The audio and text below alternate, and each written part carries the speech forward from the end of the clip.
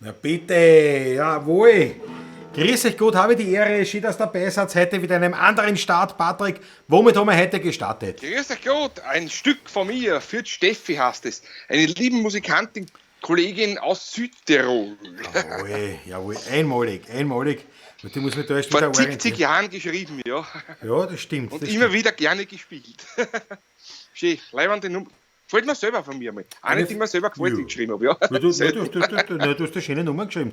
Das so ist es ja wieder nicht. Aber es ist Ja, natürlich ja. so, dass diese rhythmischen Sachen halt dann auch mit dieser Skype-Geschichte ein bisschen wogelt sind zum Dazuspielen. Aber ich glaube, wir haben das tadellos erledigt. Und wir freuen uns, es sind ja schon wieder alle da. Alle da. Haufenweise Leute sind da. Das ist ja Wahnsinn. Große Freude. Auch Oliver Grün. Endlich die steirische. Oliver Grün, jawohl, selbst hat ja auch einen Livestream heute um 20.30 Uhr. Stimmt das, Oliver? Ich glaube, 20.30 Uhr. Nein, ich glaube, der Oliver ist erst wieder nächste Woche am so, Livestream. ach so. Ich bin mir aber nicht sicher. Ich glaube, in einer Woche erst wieder. Na, der Oliver kann sich Ich glaube am 8. erst wieder, aber der Oliver wird uns sofort Bericht erstatten. Hoffe ich doch. Ich hoffe doch. Und allerdings ist der Livestream auf Facebook auf der Gruppe Blues and Roots Session. Ja. Schau, der Jürgen Petrus. Grüße von Gitti, Peppi, Roland, Natascha, Dagmar und Jürgen aus Jedenspeigen. Grüße. Habe die Ehre. Grüße Retour. Ja, Stehziel erreicht. Wo ist da? Das gibt's nicht. Kann man es lesen? Fix, ich kann das nicht so probieren. Okay. Jedes Mal, wenn wir auf Sendung gehen, ist das Stehziel erreicht. Das ist Ja, ja vor allem- kaum zu glauben. Vor allem, wenn man mal gemütlich sitzt. Ja. Da schau her, der Oliver schreibt schon, ne? Nur am Montag, genau. Nur am Montag, nur am- der Patrick kennt sich aus. Na, ich kenne mich nicht wirklich am 8. gesagt. Ja, eben, da ist auch ein War ein Blödsinn, Blödsinn, aber, war ein aber Blödsinn, Oliver. nur am Montag, ja. Bitte um Verzeihung. Am 4.5. ist Wappler, schreibt einer. Ja, das sind die Ja, Liebkosungen. ja. Ja. Hätte, servus die Burm, Susanne Bum, Daniela Schlögl, Ralf Romer, Fritz Startkuss, sehr schöne Kopfbedeckung, schreibt er. Ja, heute haben wir gedacht, mit dem Stesser. Das war auch ganz schön warm. Das ist ein ganz dünner Strohhut. Sieht man so ein bisschen, ja. Das sieht man, eine Strohmelone, aber leider auch heiß. Auch heiß. Ja, warum glaubst du, zieht sich hier ohne Kopfbedeckung? Hier ist aber, pass auf. Der Andreas Christina, Klausi, dein Hut erinnert mich heute an Dick und Doof. Herrlich, den Lauren Oliver Hade. Ja, jetzt weiß ich nicht. Frage, wer ist der Laurel, wer ist der Hardy? Das ist- Na gut, das ist wie in der Schule. Ich habe immer im Bladen spielen müssen. Nein, ja, Wahnsinn. Aber du hast den gescheiten, weißt du? Ich hab die bessere Rollen, Stepper da. Das ist ja so. Das stimmt, das stimmt. Aber das sind die besten, auf das ist der Witz aufgebaut. Der Gescheite und der Blöde. Ganz der Klassiker, ja. Na schau, der Georg Scherer schaut schon eine. Für alle Blues-Begeisterten, schau, Montag, 4.5.20.30 Uhr, Blues and Roots von der Hamas. Ja, genau. Also das ist eine Facebook-Gruppe, Blues and Roots Session, glaube ich, heißt es aber. Und dort geht der Oliver Live, bringt dazu Videos, weil diese Blues and Roots Session, das ist, findet, wann es stattfindet, eben im Tunnel statt in Wien. Und das ist also da sind schon die Größen der österreichischen Blues-Szene dort und da, also ganz. Und darüber hinaus, muss man sagen. Ja, richtig. Wenn jemand aus den Staaten auf Besuch ist, sozusagen, also treffen sich die dort auch ein. Also vor allem Treffpunkt ist Oliver Grün, einmal in erster Linie, was das angeht. Und ja, aber echt leibend. Also, und bei der Live-Sendung in der Blues- und Roots-Session, da erzählt er was, spielt auch live was. Der Oliver, wir haben schon mal für ihn geredet, aber jetzt schaut er zu, der möchte ihn nicht so loben, weißt. Und, nein, das ist. Wenn er nicht zuschaut, lobe ich ihn lieber. Weißt du, wenn er zuschaut, dann mal lieber stänken. Richtig. Nein, der Herr Doktor muss was ankriegen. Ja, sowieso. Wir dürfen so reden, wir haben schon zusammengespielt. Mehrfach schon. Und wie gesagt, 20 Jahre schon einmal. Ja. Das erste Mal. Und eine Plusgröße. So, wir haben noch alle da. Die Original Wiener Süßholzschrammel sind wieder dabei. Das freut mich. Das ist natürlich ein Hit. Das ist ein Hit. Ja, Georg Scheurer, immer dabei. Thomas Faber haben wir schon gehört. Gerdersteurer, meine Frau, Mama mitsamt Herrn Papa sind da. Na gut, wenn Sie jetzt auch dabei sind, Patrick, dann schnallt er bitte die Harmonika um, weil es gilt jetzt meinem Vater ein Geburtstagsständchen zu bringen, weil heute hat er Geburtstag. Heute hat er Geburtstag 87. No? Ist das ein würdiges Alter, ja? Würdiges Alter. Und ja, wir haben heute schon telefoniert, wie es sich gehört.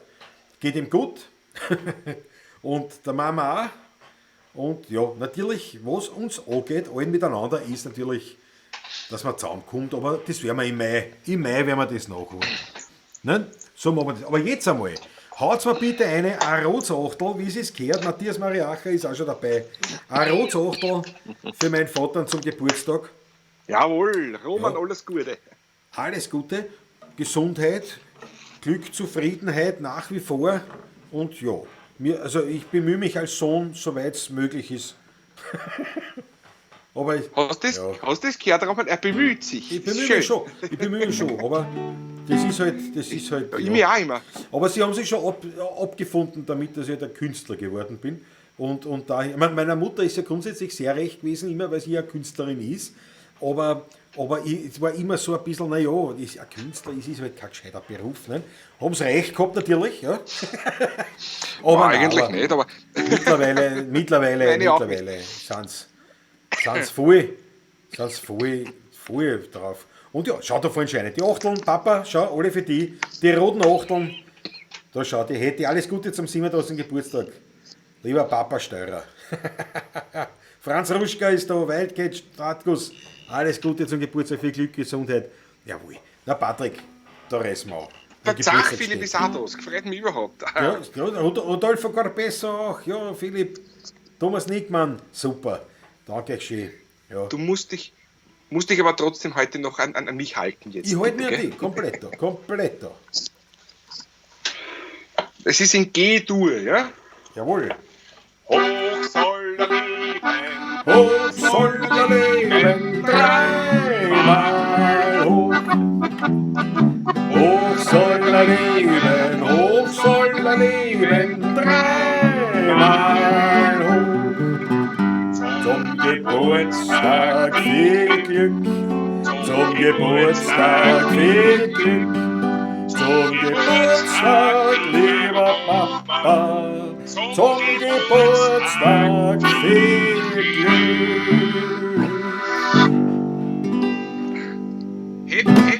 Happy Birthday. Happy Birthday, na was. Na schau, sogar mein Munkelein schreibt eine für den Papa. Rudi Achtel, schau, sogar mein Munkelein. Auch der Rudi Korbitz hat gleich ein paar Achteln geschrieben, ein ganz lieber Kollege auch. Ehrlich. Rodolfo Corbesso. Karl Duschl, Sören, ja alle, das super, das gefreut. Gratulation dem Herrn Papa, schreibt der Georg Scheurer, ganz natürlich, wie es ist gehört. Da ist ja Wildcat, Naja. Der Thomas Faber sagt, Patrick, deine Glatze ist rot. Na stimmt, finde ich gar nicht. Sag Ja, Blödsinn, das, was du redest. das war heute draußen ein bisschen Gewerk. Oh, es stimmt, es ist brennheiß, ja. Naja, schon, aber ist jetzt nicht so wie mein roter Schädel immer war. Wie ist er? Na, schau, meiner ist roter. Deiner hat mehr Farbe, weißt du? Meiner ist roter. Bis gleich den Hut muss ich, glaube ich, bald runtergeben. Mir ist heiß. So. Warum glaubst du, steht meiner da hinten? Ja, vollkommen richtig. Hat ja Gründe. Vollkommen richtig. So, du pass auf, jetzt haben wir auf den Papa ein Lied gesungen, jetzt müssen wir anstessen. Patrick, ich fange an mit Anpacken. Beinhart. Bitte gerne. Ich schalte mich kurz Fang an. groß. Nein, ich baue mich gar nicht. Soll ich mich groß schalten? Ganz kurz. Nein, ich baue mich gar nicht groß schalten, oder? Das machen wir. Wir machen das im Doppel. Nein, das machen wir uns beide Sicht. Ich habe mir heute, ich meine, wie gesagt, ich habe jetzt keine neuen Weinefülle eingekühlt, sondern greife also auf die Magazine zurück, die mir noch eigen sind. Das stimmt da nicht. Die kann man, muss ich da weiter um. So. Ja, ist besser, eindeutig. Ja. Genau. Bin ich mittiger. Stimmt bin schon, ja. Zentriert. Ja. Ja, das ist zentriert. Und zwar wieder vom Ausblick natürlich wieder Ausblick Wien, einen gemischten Satz, DAC, Ried vorleiten, vom Weingut Dr. Höfler. Und da sind wir nämlich wieder am 8. Mai, gibt es wieder eine Weinkost. Und ja, dazu ein bisschen später. Jetzt habe ich durch anbotteln. Morgen in einer Woche, ja, aber später. Ja. Patrick, was hast du anbotteln? Da wir gleichzeitig, weil dann können wir gleichzeitig ausstessen auf dem Foto. Ich bleibe im Weinviertel. Ich habe noch ein Fläschchen vom Mammutwein, vom Adi Graf. Und den mache ich heute auf, weil ich muss mich ja bedanken im Voraus, aber auch dazu später mehr, warum ich mich bedanken muss bei Adi Graf und seinem Neffen Lukas, den Macherik Lukas. Aber dazu später mehr. Dazu später mehr, aber genau. Den kennt ihr eigentlich. Jeder, der schon zugeschaut hat, kennt den schon. Da habe ich auch noch einen, aber nicht eingekühlt. Nicht eingekühlt. Daher greife ich auf den gemischten, auf den herrlichen gemischten Satz. Muss ich jetzt zurück. Na schau. Ich habe sogar einen Weinkühler heute. Ja, ich habe den extra eingekühlt heute mit kaltem Wasser. Habe ich vorher eingekühlt aus Ton. Ich glaube, den habe ich von meinem Bruder gekriegt sogar. Ja. Mauns Garage, Klaus, schenk mir bitte auch ein Glas ein. Mache ich gern, aber trinken kann es halt dann nur ich.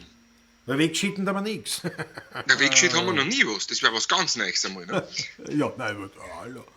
Der Fritz Stadtguss, heute ein Rotgipfler. Noch auch nicht schlecht, ja, auch nicht schlecht. Jasmina Lamprecht, Prost aus Wiesbaden. Bernard Husmotto, wie macht ihr das mit der Latenz beim gleichzeitigen Spielen über das Internet? Bernard, das ist ein Ansatzschmäh, den wir da anwenden. Aber bevor wir den erklären, stessen wir jetzt nochmal auf den Vater nach. Gesundheit und ja, dass wir uns hoffentlich bald wieder sehen. Genau, so. Zum Wohl, meine Lieben. Prost, so, jawohl. Du auch, Klaus, gell? Ja, Prost. auf dich auch natürlich, zum Wohl.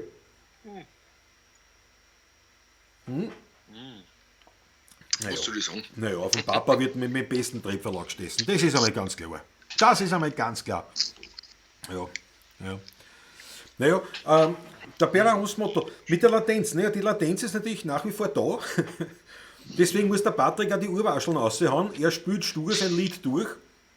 Und ohne dass ich den Klaus höre, ja. nicht so. Ja, und zum Signal, was dann da ankommt bei mir, wo ich sie dann in den Stream einspiele, zu dem spüle ich halt dazu. So gut es geht halt.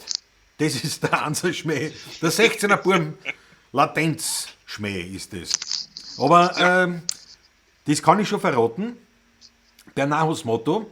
Das kann ich schon verraten. Für meinen Podcast Klaus lebt, habe ich ein wunderbares Gespräch geführt mit Bernard. Das heißt, das wird bald online gehen. Ja, das ist einmal so als Teaser. Das kann man sagen. Und auf das freue ich mich total. Wieder eine super Sache, ist schön geworden. Ist schön geworden. Ja. So, Matthias Mariacher, ist der Dr. Höfler ein Doktor der Önologie oder der Hektoliteratur? Sehr gut, Matthias. Nein, das ist... Das ist ein Wirtschafter. Ein Wirtschafter, gell? Ich wollte gerade sagen, ja, Wirtschafter. Ja. Ja. Eigentlich ein Wirtschafter, ja. Sehr gut. Da schau her, der Achtel von rein. Hab nur selten Wasser, aber geht auch. Mauts Garage, jösses noch. Schreckt Ist das mich dann nicht. Sodbrand oder was? Furchtbar. Also, Ja. Naja, gut. Ein grüner Veltliner Markus trinkt der Volker. Bernhard. Ja, ein Entschuldigung. Hoch auf die Latenz. Jawohl, auf die Latenz wird getrunken. Die Jawohl. Latenz. Denn nur in der Latenz zeigt sich wahre Potenz. Ganz einfach, sagt der Bernhard. Ja. Theoretisch, ja. Ja. Der Joe Walker Haben wir ist 25 Jahre zusammengespielt. Ja, das geht. Das geht. Aber der Joe Walker, schaut, er lobt mein Hut. Ja, wie der warm wird's, bist du gescheit. Ja. Obwohl es ein Ich Strohhut hätte ist. ja auch meinen da, nicht? Ja. Schau, die Wildcat stoßt auf den Herrn Lass Papa mal da an. hinten. Na, herrlich. Lass am hinten. Ich glaube, ich Also habe meinen besser. Appeltober wieder. Das ist wirklich. Seit ich ja die neue Beleuchtung habe, ist es noch heißer geworden. Es ist leider kein neues Licht, sondern ein altes neues Licht. Es hat so Halogenstrahler. Du hast ein bisschen eine Wärme auch noch. Das ist nicht schlecht. Also es heizen da jetzt so quasi so 3 kW, also 0,3 kW, aber 300 Watt reichen mit dem Raum hier. Absolut. Der Thomas Faber würde dich wieder die Heiselfrau für seine Frau, das ist aber frech. Aber hätte es die Heiselfrau wieder drauf. Definitiv. Aber es ist eigentlich eine Frechheit, wenn man sich das für die Frau wünscht. Das ist frech. Du schau, der Jürgen Petrus wird auch schon frech. Es war jetzt schon wieder Zeit für ein Lidl. Und es sagt, wir haben schon gegessen. Na gut. Ja, ich leider noch nicht. Oh ja, ich habe zuerst eine Spargelsuppe gegessen. Von vorgestern noch übrig geblieben. Ich hoffe nur, ich muss nicht in den 10 Minuten aufstehen, weil der Spargel wirkt ja, wie soll ich sagen, Nee, nicht einmal ein gewisses Alter hat überhaupt nicht. Das tut man nicht. Patrick, wir müssen zeigen, die Kernigkeit, Gesundheit und Kraft des österreichischen Das ist ja Volksmusikanten. Wenn du aufs Häusl rennen musst während der Sendung, ist noch nicht gesund. Na, auf jeden Fall, was wollte ich jetzt sagen? Salvagnin aus dem Wallis trinkt die hätte. Naja, ist was aber ich meine, Gutes. was der Jürgen Petrus damit sagen wollte, nehme ich an, ist ja ein Hinweis auf ein Lied. Ja, Mit dem, wir haben schon ein gegessen. Lied. Ja. Warte, ich habe da einen Zettel. Wo habe ich ihn? Hier habe ich ihn ja schon. Da Was hab brauchst ich du, Noten oder was? Ja, Noten. Für was brauchst du Noten, apropos Noten. Apropos Noten, ja, nein, hast recht. Was brauchst du für ein Zettel für das Lied? Ich habe nicht geschaut, was wir spielen, nämlich, weißt Ach so. du? Ich habe eine Liste gemacht. Ja, wenn er schon gesagt hat, sie haben schon gegessen. Und den Jürgen Petrus, wenn es dann vor dir vorstößt, was sieht man als erstes, wenn man sieht? Nicht das, was man bei mir nicht sieht, weil ich die Quetschen vorhabe, aber Alright, also reißen wir es an. So, bin bereit. sie sind die durch, gell? Tut Seit doch. 25 Jahren. Jawohl.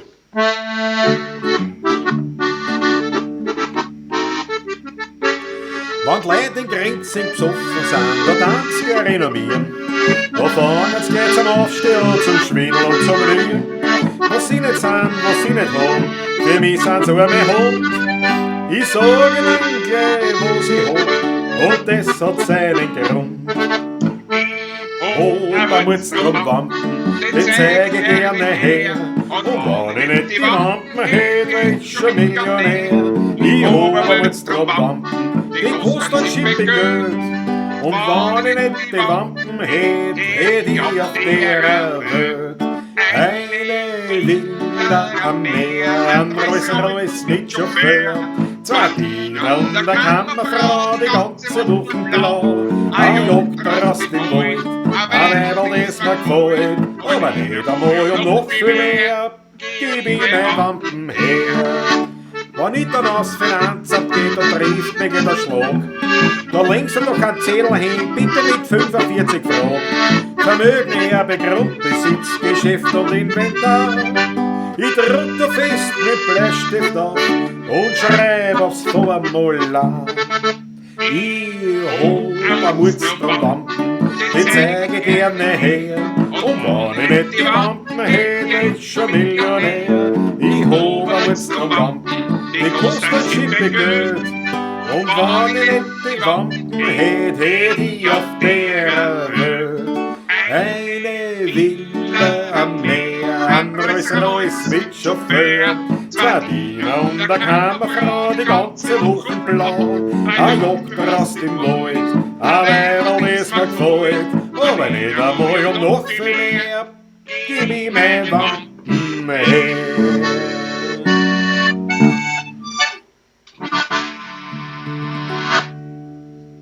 Jawohl, bravo, sagt er, bravo. Die Wampen von Mick Salmen und Walter Häuser. Hey, Mann, Mauts Garage sagt, Legende.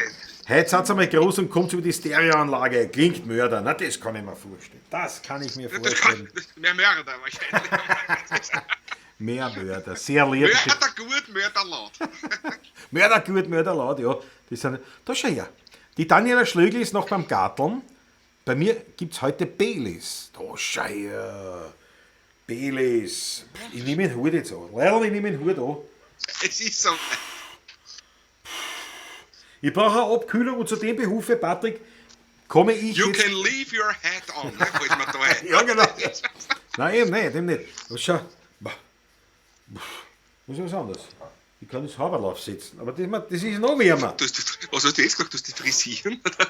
Ja? 2 links, 3 rechts oder umgekehrt. Ich spreche aus Erfahrung. Ja, du sprichst vor allem Goschert. Ja, man muss so. Susanne Die Freude Turek. ist so groß. Die werden wir dann echt später verkünden, warum meine Freude so groß ist heute. Das, was ich weiß, oder gibt es was anderes? Na, was du weißt. Was ich weiß. Na, da trinke ich mal einen Schlag. Na, ich habe mir doch zur Abkühlung bringe ich jetzt eben, komme ich zur Rubrik das Wiener Lied als poetisches Gedicht gelesen. Und bringt daher jetzt einmal eins, wann du erlaubst, Patrick. Wann du erlaubst. Bitte darum. Ja, die Musik in dem Fall ja irrelevant, aber geschrieben vom berühmten Ferry Wunsch, der sehr viel Wiener Lieder geschrieben hat. Der Text ist von einem gewissen Hans Hauenstein. Und es ist ein bisschen... Darf ich einhaken kurz? Ja, freilich. Hans Hauenstein, sein Sohn, auch ein berühmter Musiker gewesen. Was nicht, wem sagt ein Supermax was? Oh, schau her. Das ist der Sohn vom Hans Hauenstein. Wirklich, Hauenstein Junior. Wirklich? Ja. Achso, Genau ja, so klar, ist das es. habe ich ja gewusst, aber vergessen schon wieder. Ja. Das Das stimmt. ist eine berühmte Familie. Das stimmt. Mhm. Das war, vor gar nicht langer Zeit ist das her, war das einmal ein Thema. Irgendwo war mit Superman. Ist der Schatzl gekommen? Leicht? Na, die fährt gerade wieder weg. Achso, holst du das nicht mehr aus bei dir, ne? Die muss noch Kettlersbrunn kurz fahren. Ich verstehe. Na schau, pass auf, die Das Susanne... Lagerhaus arbeitet immer, weißt du? Natürlich. Lagerhaus. Schau, die Susanne Turek sagt, voll super bei Terrassenarbeiten. Ne? Und der Rudi Korbes, naja, der meint die, Goscher? Patrick. Ja, was dich betrifft, nicht von mich. Ja. Ja, du.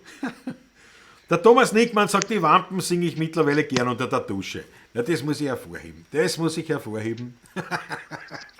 Großartig. Ja, na, der Rudi Korb ist es. Ne? Und was ist? Ist Das jetzt ein ist schon- Oberlippenbortansatz oder nicht? Ja, ich habe mich heute nicht rasiert. Wo wir doch auf Sendung sind. Ja, wirklich wahr. Das ist ja eine Sache. Ja, es ist, Das ist so. Aber der Fritz Startgut sagt auch, aber das haben wir oft gehört, eine ähnliche Aussage, aber wenn wir gespielt haben. Der Fritz sagt nämlich, warte, ich schaue, wie ich das auch da größer herkriege. Ja, geht sich gerade aus. Warte mal, ich kann es aufschieben, ein Stückchen. So. Wenn mir einer vor einem Jahr gesagt hätte, dass ich ein Fan vom Wiener Lied werde, hätte ich gesagt, er spinnt. Dank euch bin ich es geworden. Fritz, das freut mich natürlich doppelt, dreifach. Sehr leibend. Sehr leibend. Genau. Na, gefreut mich, dass dir das gefällt. Weil aber das hören wir relativ oft, gell, Patrick? Also Ja. relativ oft, aber schon immer Ja. wieder.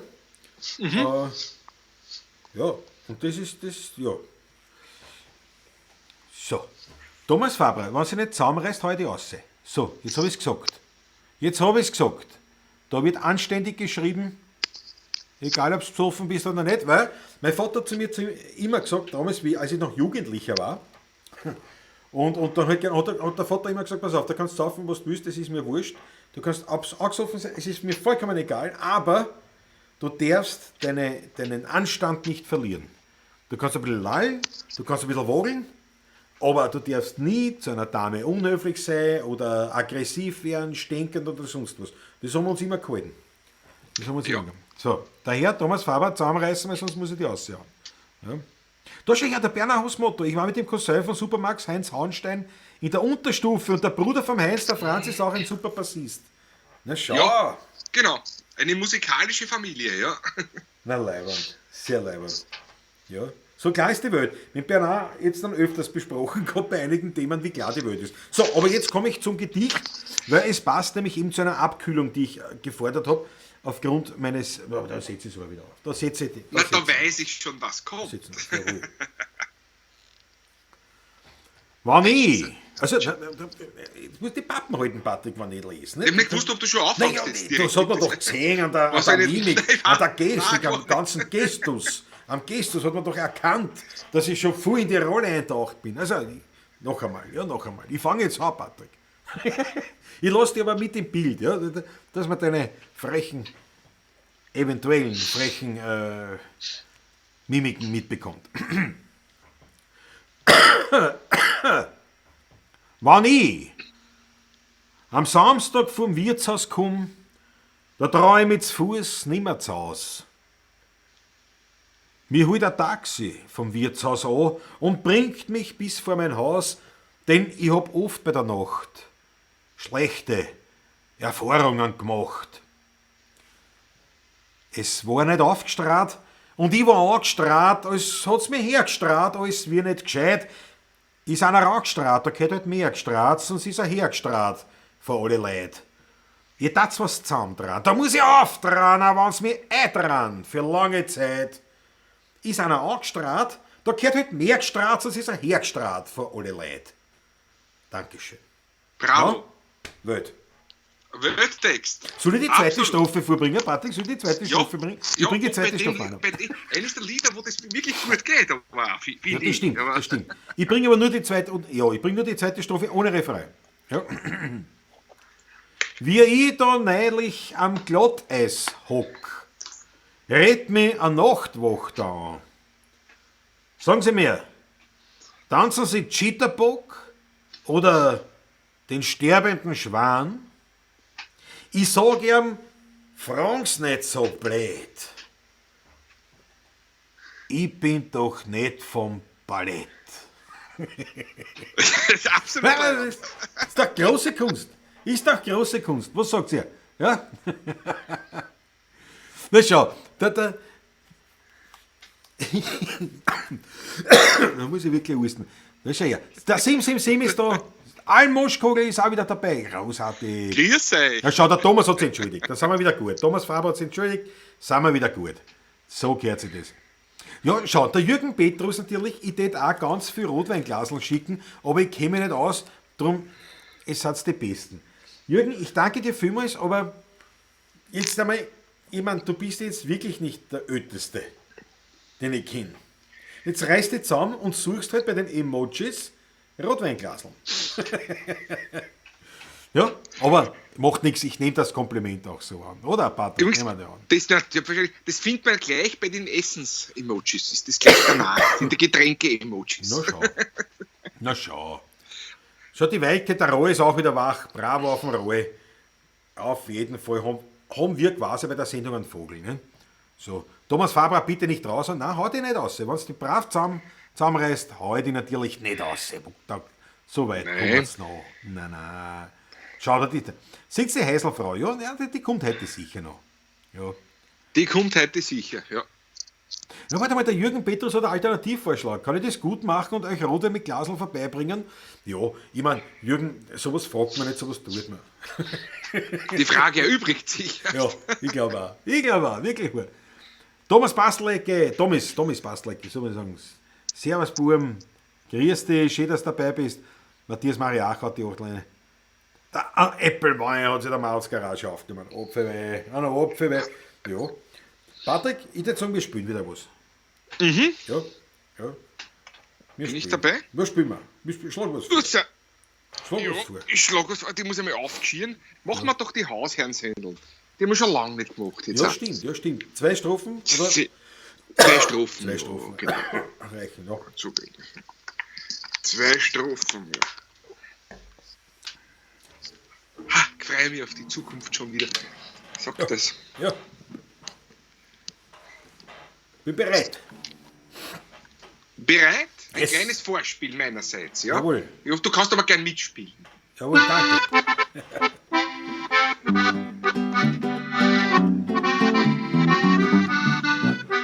In Gumpenhöftraut, auf ein Eck Nummer 2, steht ein dreistöckiges Haus und es gehört dem Papa. In einem Gesicht zu, den hat die Mama. Drum für uns das ganze Jahr niemals ist er gut. Um das zu verputzen, sind wir auf der Welt. Wenn vom Arbeiten geredet wird, da kriegen wir einen Kram. Unser Vater ist ein Hausherr und das Seidenfabrikant. Unser Vater ist ein Hausherr und das Seidenfabrikant. Ein schönerer Goethe war niemals im Haus, den kleinen Mann von Figuren aus. In der Geografie, da wissen wir nicht bis Tirol. Dafür aber spüren sehr gut Parabol. Adianta, das ist für uns die nächste Fahrtes von den Tanzschuhen. Jedoch wissen wir jede Adresse. Da braucht man kein Geist und sind doch elegant. Denn unser Vater ist ein Hausherr und das Seidenfabrikant. Unser Vater ist ein Hausherr und das Seidenfabrikant. Haha, den letzten Ton war ich noch hinten nach. Aber sonst glaube ich hat es passt. Ja, Seidenfabrikant. Mein Gott, was war das für Zeit? Das Internet ein bisschen Schwierigkeiten bei mir, merke ich gerade, weil du bist sehr, sehr weit hinten nach, wenn ich dich wieder sehe. Das ist nicht gut, okay, das ist die Latenz, das ist klar. Aber ja, ganz diesmal mehr, mal weniger, deswegen musste ich die Uhr auch schon aussehen. Aber ich glaube, da kommt es gut an. Also Bild, Ton passt, haut hin. Lauter ja, die Achteln fliegen rein. Ja, die Achteln fliegen rein. Michael Neubauer ist auch wieder dabei. Wie immer eine tolle Show, sagt er. Na, das gefällt mir. Das schmeiße ich sogar auf den Bildschirm. Wie immer eine tolle Show. Apropos eine tolle Show. Patrick, jetzt lassen wir die Katze aus dem Sack. Wir werden beinhart am Sonntag, jetzt am Sonntag. Das ist der 3. Mai. Der 3. Mai. 3. Mai. Jetzt am Sonntag wird der Patrick sich zusammenpacken im Weihviertel. Mit sich Zählen waschen und duschen und alles, nicht? Und dann Bleitifteln. Zusammenpacken und wird Kampen, Schneizen, polieren und kommt zu mir ins Studio Donaufeld in Floridsdorf. So, warum, Patrick?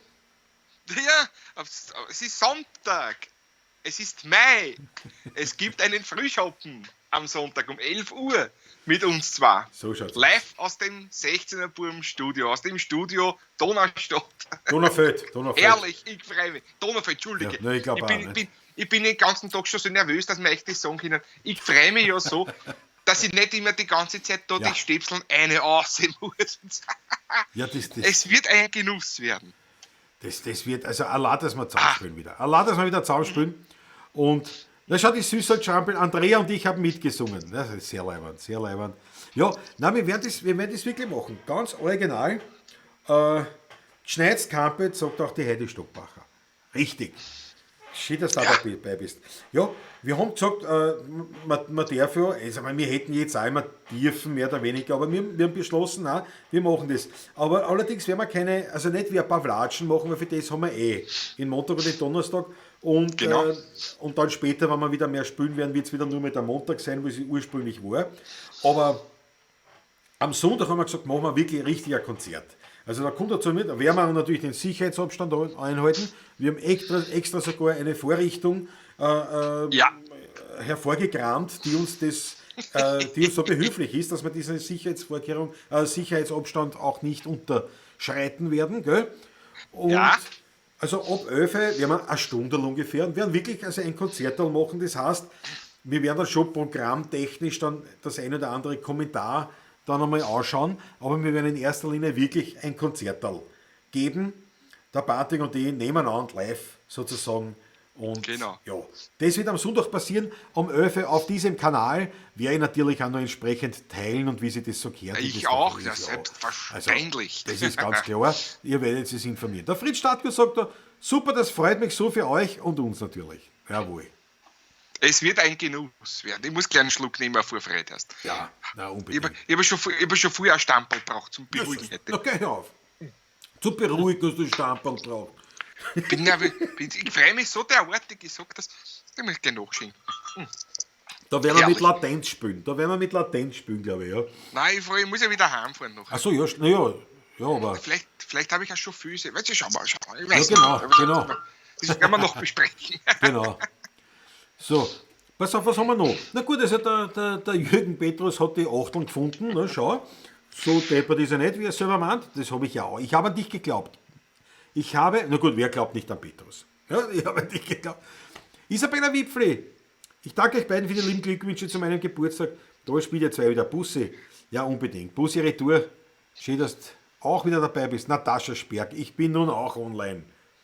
Na. Warum ist nicht jeden Tag Sonntag, fragt der Rudi Korn. Ja. Herrlich, ja. Das ist schön. Sonntag passt perfekt, freue mich, dann geht's wieder auf die Alm. Ja, na ja, schau. Ja, das geht ja auch wieder Ja, dann jetzt, ab das- 15. bei euch, ja. Ja. Der Sims im Sinn fragt, wann dürft ihr wieder in die freie Wildbahn? Naja, ich meine, schau, streng genommen, wann wieder Veranstaltungen sein dürfen. Und jetzt müssen wir halt dann schauen, wann die Lokale nämlich aufmachen dürfen, müssen wir das dann noch hinterfragen. Also Ich hab- irgendwo bei, ja. hast du schon was rausgefunden? Ich habe heute schon recherchiert mit AKM und WKO und so weiter. Und das ist alles noch nicht geklärt eigentlich, weil das hat offenbar keiner bedacht, dass es Musiker gibt, die einfach beim Heirigen oder im Wirtshaus spielen. Ohne große Bühne, wie das geregelt werden soll. Das ist alles noch ein bisschen so lätscher. Es wird in den nächsten 2 Wochen hoffentlich soweit passieren und es wird hoffentlich positiv für uns alle ausgehen, für uns Musiker. Ja, also die Zeichen stehen gut dafür. Wenn der Mindestabstand eingehalten wird, ist da beim Eingang jemand steht und die Leute erst nacheinander hineinlässt, nicht dass alle auf einmal kommen und so weiter und so fort. Ja. Um diese Dinge geht es einfach, dass das so sein muss. Und, Wir ja. dürfen halt nicht alle gleichzeitig aufs Häusl rennen. Das ist Genau, halt- und das nicht ist gleichzeitig zum Buffet. Ja. Aber schau, ja gut, Buffet, glaube ich, gibt es ja. Gibt ja nur Servieren, glaube ich. Was ich weiß. Ein Buffet zum Aber- Abholen gibt es bei der, das gibt's schon. wenn du eine, das weiß ich wieder von ist der ja Gerti, wurscht, ja. schönen Gruß an die Gerti Huber, Zehner Marie. Marie. Zehner-Marie. Gerti hat mir das gestern lange telefoniert und geplaudert, ganz lieb wieder einmal. Buschenschank darf, wenn es eine Buschenschank-Lizenz ist, darf ein Buffet haben, wo man es abholt. Man darf aber an der Bahn nicht stehen bleiben und dort konsumieren. Ich verstehe.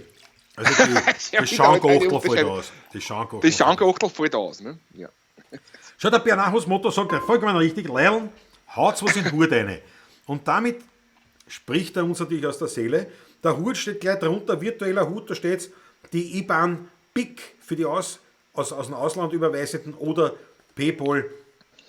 Wir danken euch herzlichst für diesen virtuellen Hut. Wir können heute nicht herumgehen nicht, und sagen, bitte schön für die Musik, sondern wir müssen das in dem Fall virtuell machen per Online. Wir danken euch jetzt schon herzlichst, was ihr Danke. davon Gebrauch macht. Quasi an Schmattes für die Musi reinhaut online. Ja,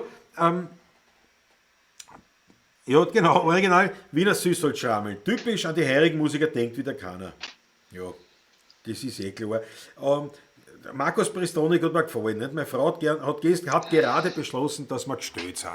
Ja, das ist natürlich ein. Jawohl! Ja, das ist ein erster Schritt wieder dorthin, weil jetzt einmal wieder mit Patrick zusammenspielen, ne? Das ist einmal schon leibend da wieder. Und Ja, auch, dass wir euch wieder mit Donnerstag-Videos oder ja, versorgen mit können, auch wieder mit Woche, Wiener ja, das ist der Woche eingeschlafen, natürlich, ja, nicht? das ist eingeschlafen. Ja, klar. Ja, also das passiert auf jeden Fall. Dann, ich werde ja im Mai ein bisschen in meine Klause mich wieder zurückziehen und da kommst du dann auch hin, weil du bist natürlich groß und alles. Bin ich auch gestellt. Auf ein paar Tage, dass wir einfach wieder in Klausur gehen, ein bisschen was arbeiten musikalisch, Mhm. weil das muss man ja und dürfen wir auch. Also Platz ist genug und wir puzzeln uns eh nicht an, das ist eh. Nein. Das ist eh. Und wir haben sogar bei jeder ein eigenes Glasl, wo der Wein reinkommt. Also da kann. Wir haben sogar wirklich ein eigenes Schlafzimmer, das sogar durch ein Stockwerk getrennt ist. Ja gut, das ist ja so nur beim Schlafen, aber Tschechen haben wir schon auf dem gleichen Tisch. Ne? Das ist, spülen habe ich gemeint, spülen. Ja, Spülen. Ich habe schon verstanden. Naja. herrlich, ja. Da werden wieder so lustige Videos entstehen, was ich heute gepostet habe auf Facebook auch. Das eine. Ja, genau, das ist auch dort entstanden, ja. Ja. So der Blödsinn fällt uns dann nicht wieder Ja, wahrscheinlich. die, Also, die Natascha, pass auf, die Natascha Speckfeld fahren wir Ja. trotzdem auf Flitschau ohne Muse. Naja, es ist noch nicht gesagt, dass es keine Muse ist. es ist noch nicht abgesagt, definitiv. Also ich weiß noch nichts. Es ist nicht angesagt. Nachdem die Hotellerie aufsperren darf, schauen wir mal. Es gibt einen Funken Hoffnung. Ich weiß, ich habe immer gesagt, es wird sicher nicht stattfinden. Allerdings jetzt also von mir her, von meiner Warte der Gedanken. Aber also jetzt bin ich mir nicht mehr so sicher, ob das. Es wird sicher nicht so stattfinden, wie es immer stattgefunden hat. Ja, Das mit kann- so viel Leid und das 6000 wird nicht funktionieren auf die Art und auf dem engen Rahmen und so knapp nebeneinander und so sitzt, das wird nicht gehen, ne? Vermute ich einmal, aber Ja. wer weiß, was da noch kommt. Wenn jetzt trotz dieser Lockerungen sozusagen die Infektionszahl noch so auf 0,1 absinkt, naja, dann ist Ja, es aber ja wirklich selbst nicht mehr dann, haltbar dann. Nicht? Aber selbst dann, wäre es wenn nicht, sie es ist es ja nicht nicht mehr zulassen haltbar. mit 6000 Leuten, sage ich mal, nicht? Das werden sie nicht zulassen. Ja. Aber, wie gesagt, der Zeno Stanek, der ja der Mastermind dahinter ist, der hat ja wirklich ein kreatives Genie sozusagen in sich und sein ganzes Team ist sehr kreativ. Also Absolut. also irgendwas werden sie schon machen. Wir werden uns überraschen lassen. Also es ist noch nicht gestorben. Das ist natürlich einmal ganz wichtig. So, jetzt habe ich noch ganz wichtig, der Dieter hat gesagt, wann wo gestellt, was habe ich versandt? Dieter, am Sonntag, diesen Sonntag, kommender Sonntag, 3. Mai, 11 Uhr auf diesem Kanal, der erste Frühschoppen wieder mit Patrick und mir in einem Raum mit Sicherheitsabstand, wo wir ein paar Wienerle da spielen. Das findet statt. Ja. Der Jürgen Petersen, wir rätseln gerade in jedem Speichen, ob der Klaus ausschaut wie der Pan. Na, wieder da ist er nicht, aber es ist. Pan da oder der Vater Abraham. Ja, siehst du, also auf das lasse ich mich gar nicht ein. Dafür begrüße ich viel lieber den Roman Buchter, der gerade da ist. Ja, ja Bernhard Osmotto sagt, und jeder eine eigene Flasche. Nein, Bernhard, da sind wir wirklich total brüderlich. Brauchen wir gar nicht. Wir haben jeder ein eigenes Glasl und wir teilen uns eine Flasche, allerdings haben wir mehrere Flaschen grundsätzlich zur Verfügung. Also keine, ja. Der Torbacher Ja. Pfarrer steckt aus, sagt der Georg Scheurer, Frühschoppen Rules. Absolut richtig, ja. Harry Schneller-Fonte, machst du jetzt auf 4 Acker? Sagt er, ich wollte mir einfach von höherer Ding zeigen, ne? So. Ja. Na schau, der Torbacher Pfarrer, da war ein Ministrant, der Bernhard Osmotto. Das Klosterbrot ist sensationell. Dieter ist dabei. Na herrlich. Ja, also wie gesagt, das wird stattfinden. Das ist ein erster Schritt zur Normalität und ich glaube, das ist ganz wichtig. Also Normalität, ich sage zu einer musikalischen Normalität. Und das wird, also wirklich, wir haben, Patrick, wie lange haben wir jetzt nicht, 3 Wochen oder 4 Wochen, dass wir nicht zusammengespielt haben? 7 Wochen. Wir haben uns am 15. März, wann war denn der Sonntag? Ich kann gerade in meinen Kalender hier, Schau in den auch Kalender. einen Papier. Das interessiert Ich kann mich. in Telefonkalender kann ich jetzt nicht so leicht schauen. Es war der letzte Frühschoppen, wir haben am 15. März haben wir uns das letzte Mal gesehen. 15. März. 1, 2, Was sind 3, 4, 5, 6, 7 Wochen. Nein. Achso, ja, war da April dazwischen. 7 Wochen. 7 Wochen. Stell dir vor. Stell dir 2 vor, 7 Monate Wochen. hast du. Und ich muss jetzt ehrlich sagen, das haben wir noch nie gehabt. So eine lange Nein, Pause dass haben wir wir noch uns- nie gehabt. 2 Monate nicht gesehen hätten, das weiß ich nicht. Das, nein. Weil, also in Die dieser letzten Jahre, wir haben uns aber 2, 3 Tage nicht gesehen, dann haben wir schon wieder gespielt längstens. Dann, Naja, so es ist einmal war- 5 Tage gewesen in der Ja, ich würde Weihnachtszeit. sagen, oder so. ja, Weihnachtszeit, Aber- das ist aber Alter, sonst? Aber Urlaube hat es ja kaum gegeben. Und Kaum, ja. Und das waren, wenn, dann waren es verlängerte Wochenenden. Also länger. 5 als- Tage, 6 Tage maximal war ich weg einmal. Ja. Ja. Ich war einmal 6 Tage in Hamburg, ja. Ja, erst- Das sagen wir war das eine längste am Stück. Sagen wir Ja. auch Wochen. Soll es eine Woche gewesen sein, dass wir uns nicht gesehen haben. Also 7 Wochen, das ist absoluter Rekord. Ja. Na schau, pass auf. Der Chaco Speed hat schon ein schmattes reingehauen, das taugt mir. Ja. Harry schnell. Also, Klaus gibt heute den Teil von Dick und Doof, sagt der Manns Garage. Ihr seid euch alle keine Haberer in Wahrheit. Das muss ich jetzt schon mal gesagt haben. Zonkos Welt TV. Großartig. Servus Zonko. Patrick, was ist mit dem Stroh hinter dir? Tragbar? Na, jetzt muss der Ja, Wahnsinn der ist tragbar, aber ich habe da eine Beleuchtung, die etwas heizt. Ich hätte ihm gerne aufsetzen, aber das halte ich nicht aus heute. Hier ist die Daniela Schlögl, die hat einen Action gehabt. Ui, Daniela was Schlögl hat's hat einen Action gehabt. Da geht's zu.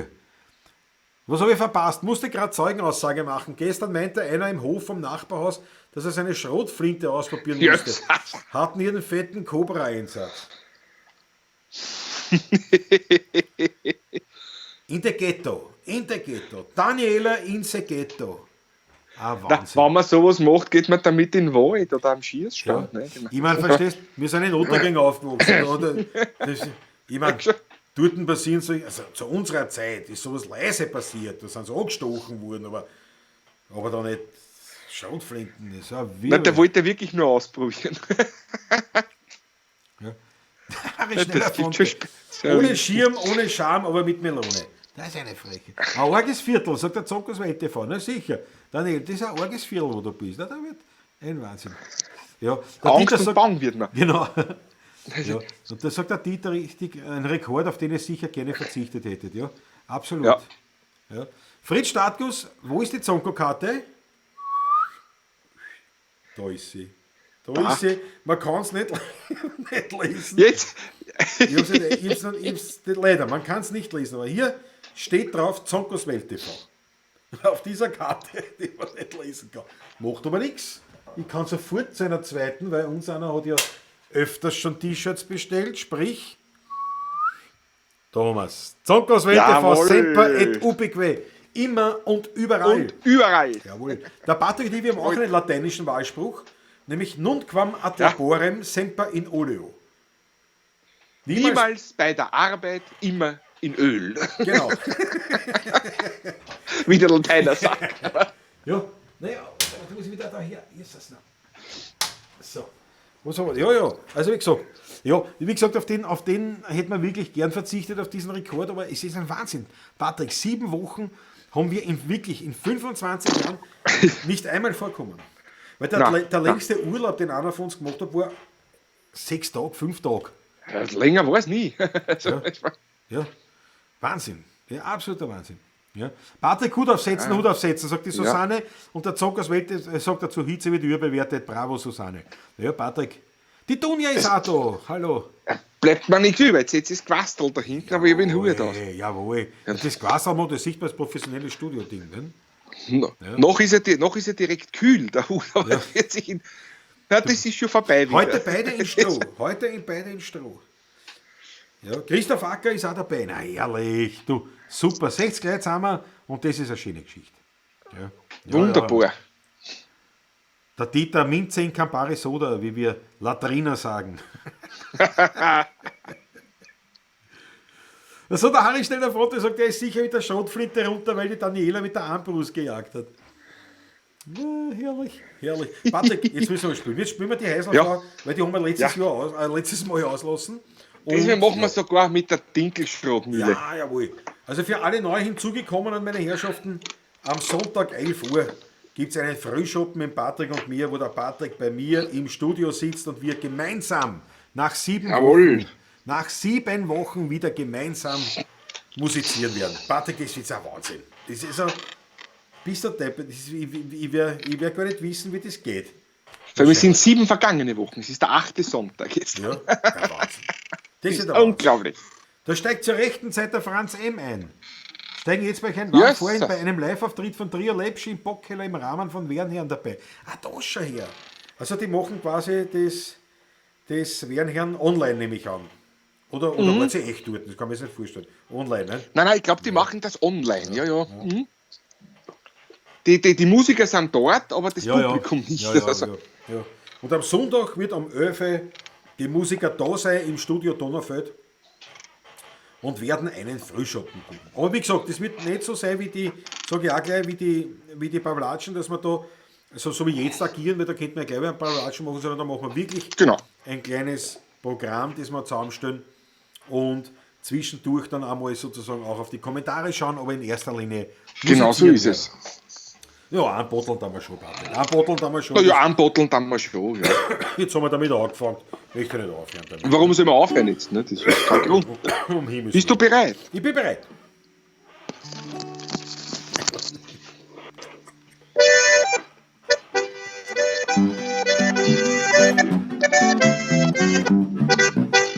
Sie kennt alle, die jemals am Friedhof dort wohnen. Künstler und Hackler, Generaldirektoren. Jeder tut sie freundlich grüßen. Egal ob's groß oder klein ist. Dafür haben wir hier was ins Kehrwald rein. Ja, bei der Zinse kehrt man gerne Ballett.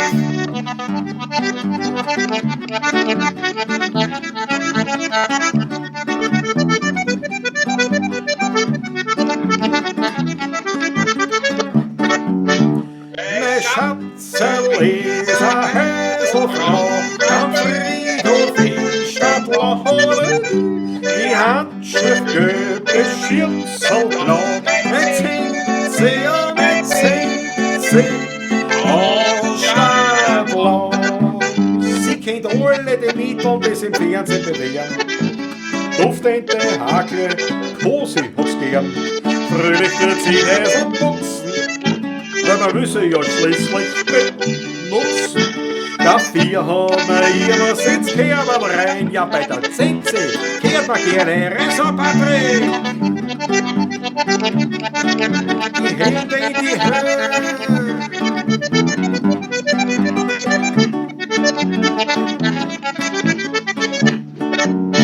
Mein Schatzel ist a Häselfrau am Friedhof in Stadtlau. Die Handschrift gelb, das Schirmsel blau. Mein Zinse, ja, mein Zinse, oh Stadtlau.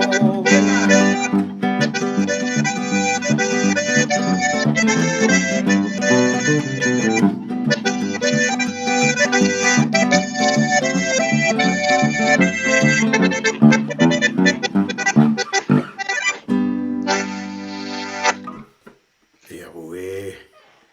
Boah, jetzt bin ich ins Schwitzen gekommen. Danke euch. Jetzt bin ich ins Schwitzen gekommen. Habe die Ehre. Na, Ja, schau und da. mir ist nämlich auch schon wieder heiß, der Hut ist ja recht nett, meine Lieben, aber völlig ungeeignet Ja, dort in Karin Albertine den Bristolik. heiligen Hallen hier. Ja. Schau, Achteln kommen. Eine Weltnummer schneller Fonte. Naja, Kann- habe ja ich geschrieben.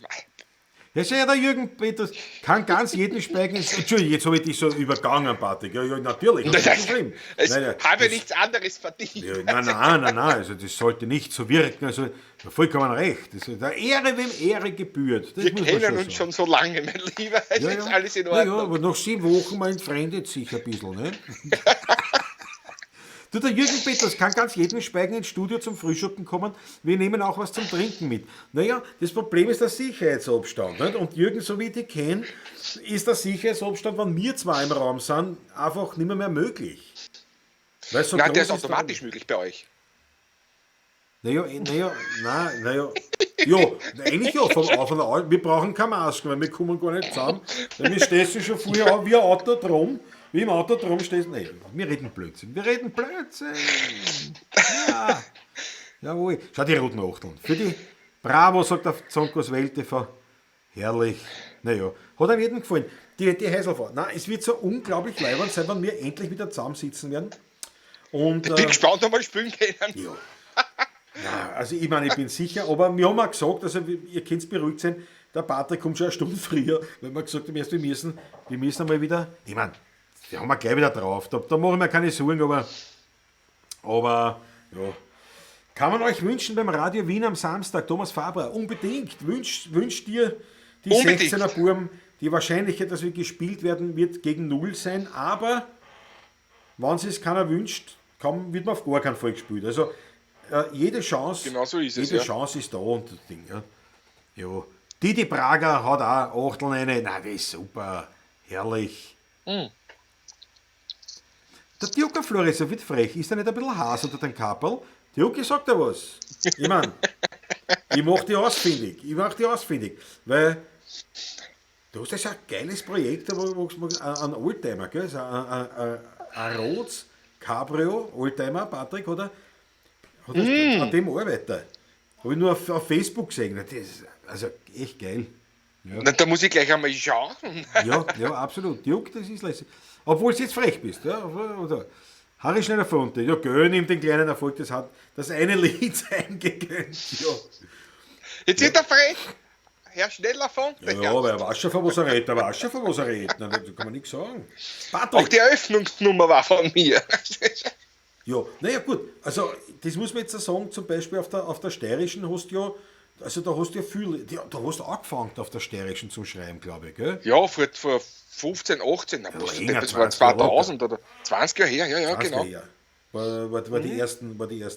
Die Susanne, du hast gesagt, ist Tröpfelbad. Susanne, am Sonntag. Das Sonntag, ja. Tröpfelbad ist nämlich jetzt wirklich, also da müssen wir uns beide hören. Das ist eines der Lieder, die einfach so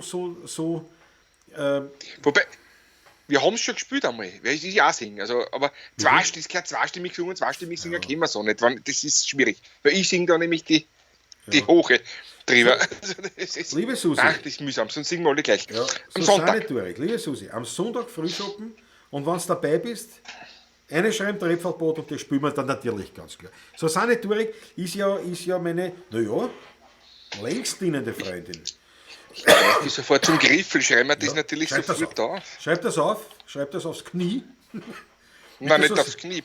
Ich sitze ja am Schreibtisch. Nicht? Du, ja, aber wenn wir da so eben sagen, weil die Susanne Turek, also jetzt weiß ich, ob du zugeguckt hast, der Patrick und ich, wir haben jetzt festgestellt, am Sonntag, wenn wir zusammenspielen, sind es 7 Wochen, die wir nicht zusammen gespielt haben. Das ist erstmalig in unserer Karriere. Es hat nie diese ausgezeichnet, tadellos. Tröpfelbad, Sonntag für Susi.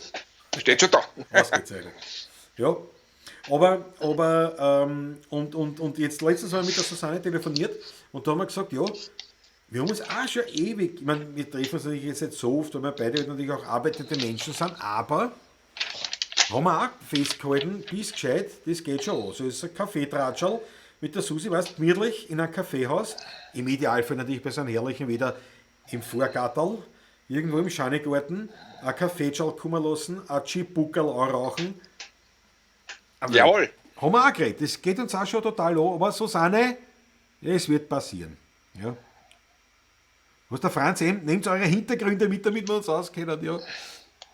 Ja. Ja, genau. Du, aber der Jürgen Petrus probiert es bei Ö3 mit 16er Burm. Jawohl. Ja, wie gesagt, probieren. Ja. Also ich liebe das nicht, ihr beiden seid so leibend, sagt der Harry Schnellerfonte. Ja, danke dir. Ja, ich meine nach 25 Jahren, 26 Jahre bald. Der Rudi Korbis sagt dann, der Weingarten am Biesenberg am Sonntag, am Sonntag, 1000%. Rudi, Rodolfo Corbesso am Sonntag, Biesenberg, dann Rüsschenkeller. Hat er auch schon aufgeschrieben, ja? Alles schon Den Karl notiert, da, meine Lieben. Den Karl Duschmann, das ist super. Ja. Ja, das tanzt du in jeder Beziehung gut, da freut man sich aufeinander. Ja, das stimmt. Ich meine, wir haben korrespondiert und miteinander telefoniert und das alles. Aber natürlich, also gerade bei der Musik, es ist auch, muss ich auch dazu sagen, der Fritz Stadtkus, erst war der Milchmann mit dem Müllemann Kandel schäbert. Ja, genau. Na, es ist ja so, wann wann war denn das? Patrick, da haben wir letztes Jahr geredet, da habe ich gesagt, die werden wir richtig schwer tun, also schwer wahrscheinlich gar nicht, es wird ja so sein und wir werden wieder voll drinnen sein, aber ich werde mir richtig schwer tun mit dem Publikum, weil ich bin draufgekommen, ich sitze gemütlich oben, Patrick, ich sitze gemütlich bei mir oben, nicht im Keller herunten, ne, sondern oben, mit der Mandoline oder mit der Gitarre und spiele so ein bisschen, tue ein bisschen und suche, so deppert musst du schon sein, und suche eine Kamera, wo ich reinschaue. Verstehst? Geht mir beim Üben so die ganze Zeit so. Heute Vormittag, ich habe heute eine Stunde lang wirklich geübt. Ja. Schön, leibend. Ja, aber die ganze Zeit dabei haben wir da, ich bin am Schreibtisch gesessen und schaue immer in den Computer rein und schaue mal, dass ich ja die Kamera oben da reinschaue, das Kastel da. Wahnsinn.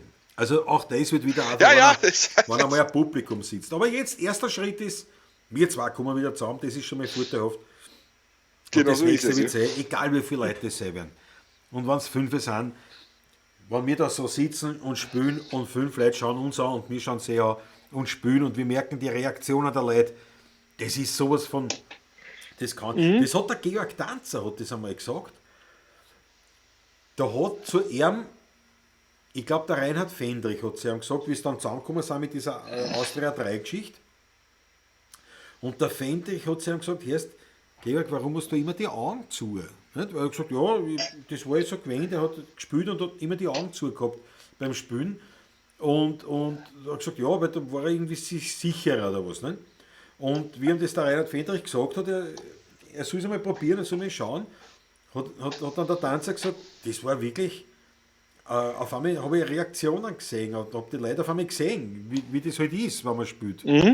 Und da war er also ganz begeistert von dem. Ja. Und das kann ich echt nachvollziehen. Also nach diesen 7 Wochen kann ich das wirklich nachvollziehen, wie das ist, wenn man nicht, ja, wenn man endlich wieder jemanden sieht. Ja.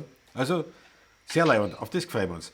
Zum Maiaufmarsch morgen gehe ich, ich weiß gar nicht, ist einer leicht, ich weiß gar nicht. Ja, ich gehe sicher nicht, ich war nie Sozialdemokrat, werde es auch nicht mehr werden. Ich war nichts anderes. Ja, also. nicht. Ja, ich habe bis heute kein Parteibuch und werde keines haben. Nein, Parteibücher, sowas. Aber Patrick, du kommst aber schon eher aus einem ich komme aus einem sozialdemokratischen Haus, ja. Genau, beide Großväter, einer der Großväter der Gartenoper war in der Austria Meil, genau.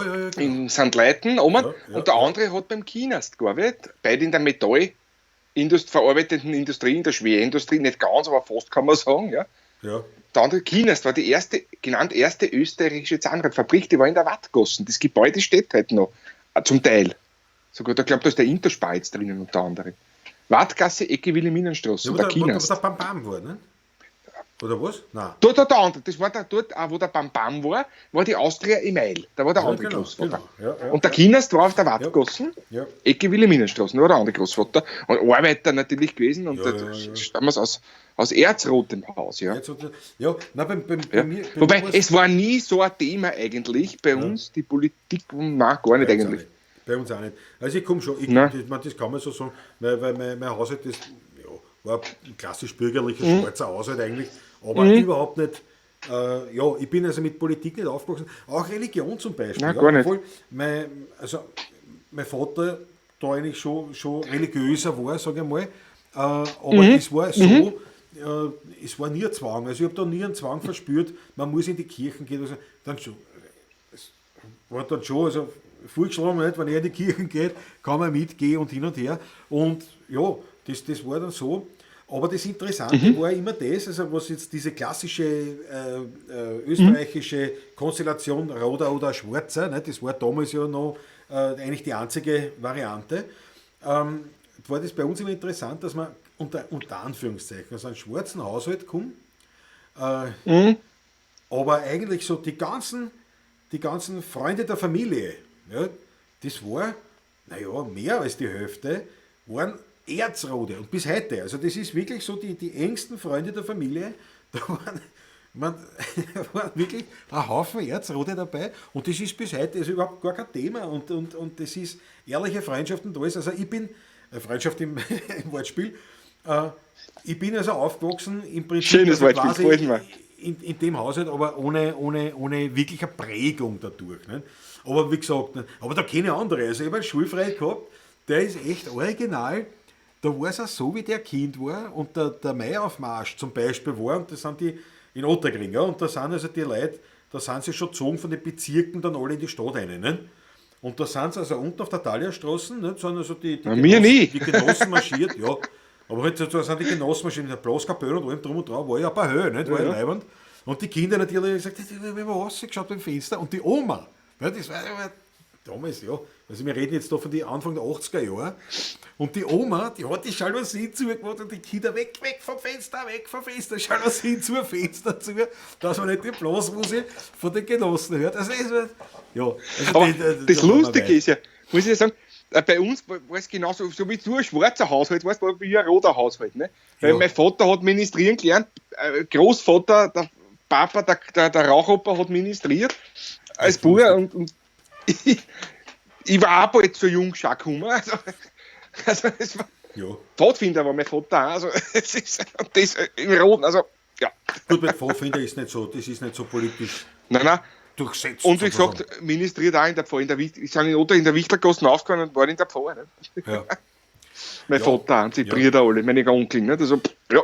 Ja, wie gesagt, ich bin damit auch gar nicht so aufgegangen, eben so, das weiß ich weil ich deine Eltern auch gut kenne und dein Bruder. Und, Ja, ja. also wir sind beide überhaupt nicht so politisch aufgewachsen, aber, Nein, gar aber es nicht. ist interessant, wie viel Gleichaltrige sehr wohl so aufgewachsen sind. Und das ist für mich heute, also das ist für mich,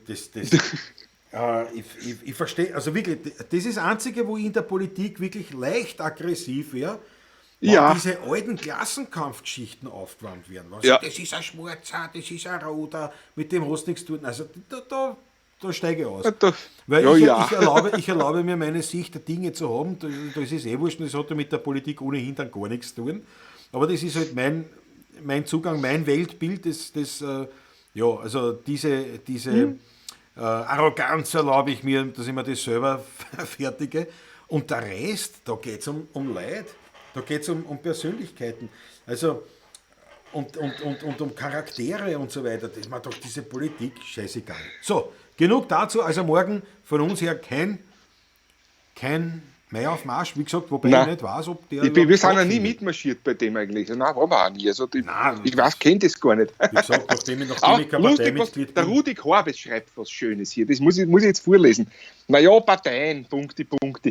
Mein Vater hat immer gesagt, steckt alle Politiker in einen Sack und haut drauf. Da kannst keinen Falschen erwischen. Nein, ich bin ja kein Draufhauer. Aber das ist schon wahr ein bisschen. Ich sage immer so, die Politiker, es ist ja ein Bund hodern. Es ist ja so. Gerade je höher man steigt, auf regionaler Ebene schaut alles noch anders aus, aber je höher man steigt, das ist natürlich schwierig. Ja. Ich verstehe alle und ich verstehe keinen. Das ist meine Meinung zu diesen Ja, Dingen. Nicht? ja. Seit vielen, vielen Jahren, Jahrzehnte jetzt schon. Aber kann man das ist sagen. das eine, das ist Politiker, aber ich glaube, dass Politiker eigentlich getrennt sein sollte von Partei und das ist halt nicht. Ne? Weil Ja, bei genau. Partei, warum So soll die- Weisungspflicht und solche Sachen ja. gibt es da. Ja, Was ist das für ein Schatz? Ja, Das ist ja ehrlich. mittelalterlich überholt. Nicht? Na ehrlich, und lächerlich. der eine Wurscht, will welche das Partei. machen oder das tun und sagt, na, das geht ja nicht. Naja, ne? jetzt müssen wir dann schon zusammenhalten. Blödsinn, wenn was ein Schaß ist, ist was ein Schaß, dann ist Richtig. das wurscht. Und wenn was gut ist, ist es gut, es ist wurscht, ob das jetzt von den Neos, von den Grünen, von der FPÖ, von der ÖVP, von der SPÖ, von der KPÖ oder sonst wo kommt. Ist in. Und Punkt aus. So sehe ich das. Und das wird sich nie ändern bei mir. Nein. Und ich kann nur hoffen, dass ich das bei dir leid. Linie Mensch, in erster Linie Mensch. Mensch. Startguss. Genau, so ist es. Punkt, Genau so ist es. Ja. Beistrich, also gar kein Beistrich. Punkt. Auch nur Punkt. Ja. Genau. Ja, absolut. Ja, es ist Gut, wirklich- werden wir nicht weiter Nein, politisch. die Weite ist politischer Rausch und da muss ich sagen, jetzt soll ich mein Kapperl um. Ja, natürlich, als Duke-Fahrer. Die böse KTM, weißt du, die haben Förderungen kassiert, habe ich gehört jetzt. Du, ich sag dir was, ich habe ja bei meinem Podcast, habe ich ja den Peter L. Eppinger gehabt, der ja ein Kindergartenfreund von mir ist. Und eben, ich meine, das war ein Wahnsinn. Der war Ö3-Moderator und alle haben gesagt, der Peter L. Eppinger. Na, dann ist er halt mit dem Kurz zusammen, weil sie die persönlich gekannt haben auch, ja. Und hat halt bei dem was gemacht. Es ist ja mir scheißegal, aber solange das eben in einem Rahmen der Legalität ist, ja, ich mein, wie gesagt, also was weiß ich, was da gegeben hat, für Gruppierungen von linker und rechter Seite, die einfach nicht, die ja feindlich waren den Menschen gegenüber, aber der ist zum Kurz gewechselt ins Team. Na, bist du gescheit, was ich dir anhören hat müssen von Leuten, die aber vorher seine Freund waren, ja, die da großartig, und da haben wir schon gedacht, dieser Klasse, das ist das, was mich aggressiv macht. Jetzt kenne ich den Menschen Ja, und weiß, wer er ist, wie er ist, und dann ist er halt für die Partei da tendierend oder für die andere, na bitte, ich meine, und das war wirklich, das war schier zum Teil, das war schier, und da habe ich einen Freund, das ist ein Erzroder, und das ist einer der besten Freunde von ihm. Also mit Erzroder meine ich auch politisch tätig in der SPÖ, und das ist einer der besten Freunde vom Eppi. Und was sich der anhören hat müssen, dass er einen Freund hat wie den Eppi. Das sagt sie, soll deppert worden, oder wie ist das? Also, Das ist ja vorsinnflutlich, sowas. Na, das ist ja krank. War wurscht. So, jetzt aber wirklich genug von der Politik. Genug von der Politik, aber das ist damit geklärt, dass man nicht zum Maiaufmarsch gehen, weil, wie gesagt, nicht. Ja, ein Mensch möchte bleiben, Harry schneller Fonte, ja. Jawohl. Die Welt geht korrigiert den Christoph Acker, der gemeint hat, mit Orange meint sie BZÖ, hat die Welt gemeint mit Orange KTM, ganz genau. Und das Ich hab's schon verstanden. Ja. Gibt es überhaupt nicht? Ich glaube nicht. Gibt es nur das BZÖ? Ich glaube nicht. Ne? Ja. Blunzenkistel ist auch dabei. Seit 30 Jahren Pfoderer. Jawohl. Jawohl. Ja, aber nie was Militärisches dabei. Ja. Das glaube ich auch nicht. Harry Schneller-Fonte, es ist halt, ja, natürlich, es mutet dann halt irgendwie manchmal in gewissen Sachen an, aber man darf das alles nicht so ernst nehmen und so eng sehen, natürlich. Ja. Menschheit, weil der Mensch zählt, machen wir morgen hoffentlich ein paar Menschen im Altersheim um die Ecke glücklich. Zwar Hobbymusik und nicht euer Niveau, aber der Wille steht vor dem Werk. Dunja Androsch. Na, das ist Daumen hoch. leibend. Das ist leibend. Also, naja, aber was zum Beispiel? Zwar Hobbymusik und nicht euer Niveau, aber es ist ja so, da geht es nicht um Niveau. Ja. Weil Niveau. Da geht's um Musik. Genau. Weil es ist ja so, wenn man sich mit was intensiv beschäftigt und so wie der Patrick dann 25 Jahre zusammenspielt, so, ja, man, logischerweise ergibt sich dann ein Niveau. Ja, das ist halt, weil wir das halt ausgewählt haben und erarbeitet haben, aber die. Und das berufsmäßig machen. Dann musst du natürlich gut, es ist wie ein Tischler, wie ein Handwerker oder wie ein guter Anwalt sein sollte, ein guter Richter sein sollte, ein guter Arzt. Dann nimmt man das ernst und man macht das halt intensiver, beschäftigt sich damit den ganzen Tag. Und dann ist logisch, dass man irgendwann ein gewisses Niveau dass man erreicht. gut wird, ne? Ja, klar. Aber das war's schon. Das war's schon. Weil die Grundlage ist Leidenschaft. Ja, absolut. Und Das so wie ihr Wichtigste. sagt, und die tun ja und irgendwo hat er irgendwo was geschrieben. Irgendwas hat er geschrieben. Wo ist er? Ja genau, da ist er, der Michel. St. Leitengasse, Wilhelminenstraße, das war die Austria Meil. Ja genau. Aber was Dunja und Michael machen, das ist eine Leidenschaft und das ist leibend und das hört man dann auch. Und wie soll ich sagen, es gibt so ein Grundniveau, sage ich immer. Ja? Bei Musik gibt es ein Grundniveau, das musst du einmal erreichen, damit es einmal nach was klingt. Schlicht und einfach, damit es einmal passt. Ja? Also das nutzt nicht, Genau so ist es. wenn da irgendein Kind da steht, herumfiedelt, das klingt rauslegt, das ist geschissen, das ist wirklich, das kann sie nicht anhören. Und alles andere wäre gelogen.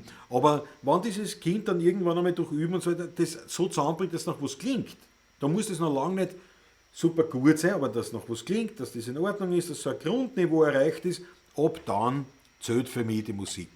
Ab dann ist es so, dass passt, der spielt. Und der eine spielt mit Leidenschaft, der andere spielt nur mit Technik. Für Japaner, ne? Zum Beispiel sehr viele Japaner. Ich will da nicht alle schlecht machen, um Himmels Willen, es gibt sehr gute. Nein, viele Japaner absolut, sind unglaubliche Techniker. Die haben trainiert 12 Stunden am Tag, über Jahre. Na klar können die das spielen. Aber Völlig unnötige Zeit eigentlich, 12 Stunden am Tag. ja, abgesehen davon. Viel aber Zeit das Zeit ist einer verloren gegangen, Schiene. ja, aber das ist halt technisch. Das sind Techniker. Das ist halt, Klaus, erzähl weiter einen Schwank aus deinem Leben. da schau bitte, her. Schlag die Spargelsuppen durch. Ja, genau so Gut. ist es. Der Spargel schlägt zu. Ja, dann schalte ich mich groß. Patrick, dass ich den halt in Verlegenheit bringe. Schaut euch das an. Jetzt bin ich groß. Groß mit Hut. Die tun ja, ne? Genau darum lieben wir euch. Ne? Dankeschön. Naja, nein, es ist aber wirklich, ich meine das ernst, du kannst in dem Moment, wo einer spielen kann, und mit spielen können, meine ich eben die Grundlage, dass der das aus dem Instrument einfach mal was außerbringt, was nicht arsch klingt. Das ist, wenn du das hast, ab dann kannst du Musik machen. Das ist weil alles andere, das sind dann Niveaus oder sonst was. Logischerweise, wenn man viel spielt, wird man auch irgendwann das besser kennen als vorher. Aber diese Entwicklung, da muss man Zeit geben. Aber die einzige Voraussetzung ist, dass man mal grundsätzlich mit dem zurechtkommt mit dem Instrument. Ja. Für uns seid ihr Wiener Lied pur. Toni Androsch, danke schön.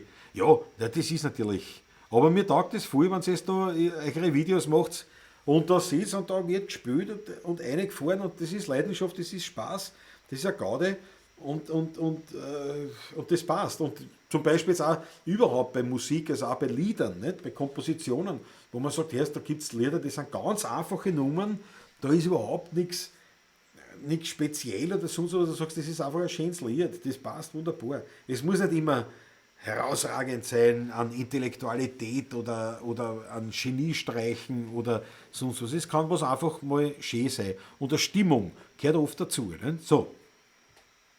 Der Fritz Stadtguss. Eine Maltrumme. Ja, Fritz, kannst jederzeit mit uns spielen. Kannst jederzeit mit uns spielen. Technik des Handwerks, sagt der Harry. Ja, am Anfang, ich meine, das ist schon etwas, wo oft gelogen wird einfach, nicht? Also betrogen wird, weil da sagt man jetzt an jemanden, naja, das klingt super, was du machst, und sagt, nein, du musst schon bei der Wahrheit bleiben. Also wenn jetzt einer was lernt, ein Instrument, dann musst du ihm sagen, hörst, das und das ist schlecht, das und das ist gut und an dem musst du arbeiten. Der Punkt, wo du dann halbwegs was rausbringst, der ist relativ früh erreicht. Nur wenn du dann vorher schon sagst, ist alles super, was du machst, dann geht das daneben, aber komplett. Ne? Ja. Roman Buch, der Klaus spielt auch Klavier im Hintergrund. Naja, ich mir das selber beigebracht. Ich kann am Klavier begleiten, ich spiele nicht viel. Ich habe das eher, ja, weil ein Klavier ist halt dermaßen zum Komponieren verwende ich es ganz gern oder zum Nachdenken oder zum Ausbaldowern und solche Sachen. Aber wie gesagt, so, ich kann ungefähr so, wie man eine Lagerfeier Gitarre spielt, kann ich Klavier spielen. Also wenn ich die Akkorde weiß, dann kann ich mir am Klavier begleiten, kann dazu singen oder sowas. Ja. Solange der Patrick das Mikro nicht mitnimmt, dann kann er ruhig austreten. Genau. So, der Patrick ist wieder da. Der Patrick ist schon wieder da und da schalte ich ihm schon her. Da schalte ich schon wieder da. Ja, jawohl. bin schon da wieder, alles wunderbar. Jawohl. Na herrlich. Patrick, ich würde sagen, wir spielen jetzt was. Jetzt haben wir geredet vom Spielen Ja. Spielen und dann spielen wir nichts. Ja, dann spielen wir natürlich was. Was spielen wir? Patrick, du Selbstverständlich. bist heute der MC. Du bist der MC Hammer. heute. Ja, warte, ich muss einmal auffassen. Ja, es gäbe mehrere Möglichkeiten, die ich jetzt da habe als Idee. Aha. Wir könnten machen in Herrgott aus Stein. Ja. Ja, den machen wir aber jetzt auch. Ja, bitteschön. Na gut. Schön, dass du mir so viele Möglichkeiten Haben wir schon lange nicht gemacht, aber dann machen wir ihn. Ja, machen wir ihn. Im Ganzen? Ja, klar, oder? Ja, Na bitteschön. sicher. Ja, ist schon in Ordnung. Auch im Ganzen. Ich bin im Anschlag.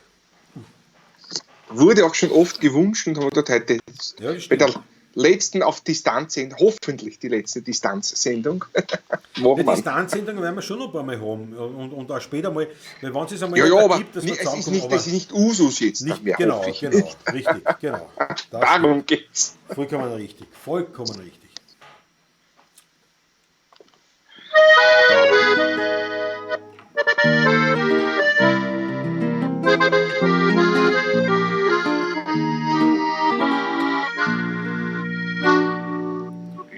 Da geht er raus, in ein uralten Haus, in einem Hof in der Speckbacher Goss. Da ist Klein ganz verstaubt, seiner Zierde beraubt, ein Herrgott aus Stein ganz verlassen. Aber mit Deck und als Kind dort versteckt, mein Kind rennt unter meinen Stuhl.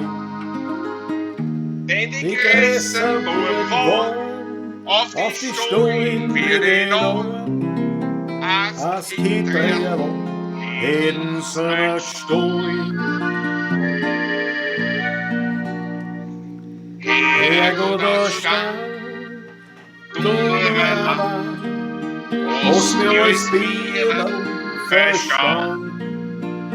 Du hast mir Sitz immer beschützt. Bist du der Freund dafür gestanden? Oft hab ich gewarnt oder mir an dich gelernt, denn Kindersorgen sind groß. Herrgott aus Stein, du nur allein, du bist mein einziger Trost. Das ist schon lang her, Von dem Haus steht nichts mehr und unter Ring hat sich verändert. hätte wird überall baut, Oder so eine zerhaut. auch Auch die die Menschen, Menschen, die haben sich geändert. Ich war öfters noch raus, wenn meine Mutter noch raus. Und wir so hinge zu ihm. Da liegt ganz verlassen, zerschlungen auf der Straße, wer stand ein Herrgott vor mir.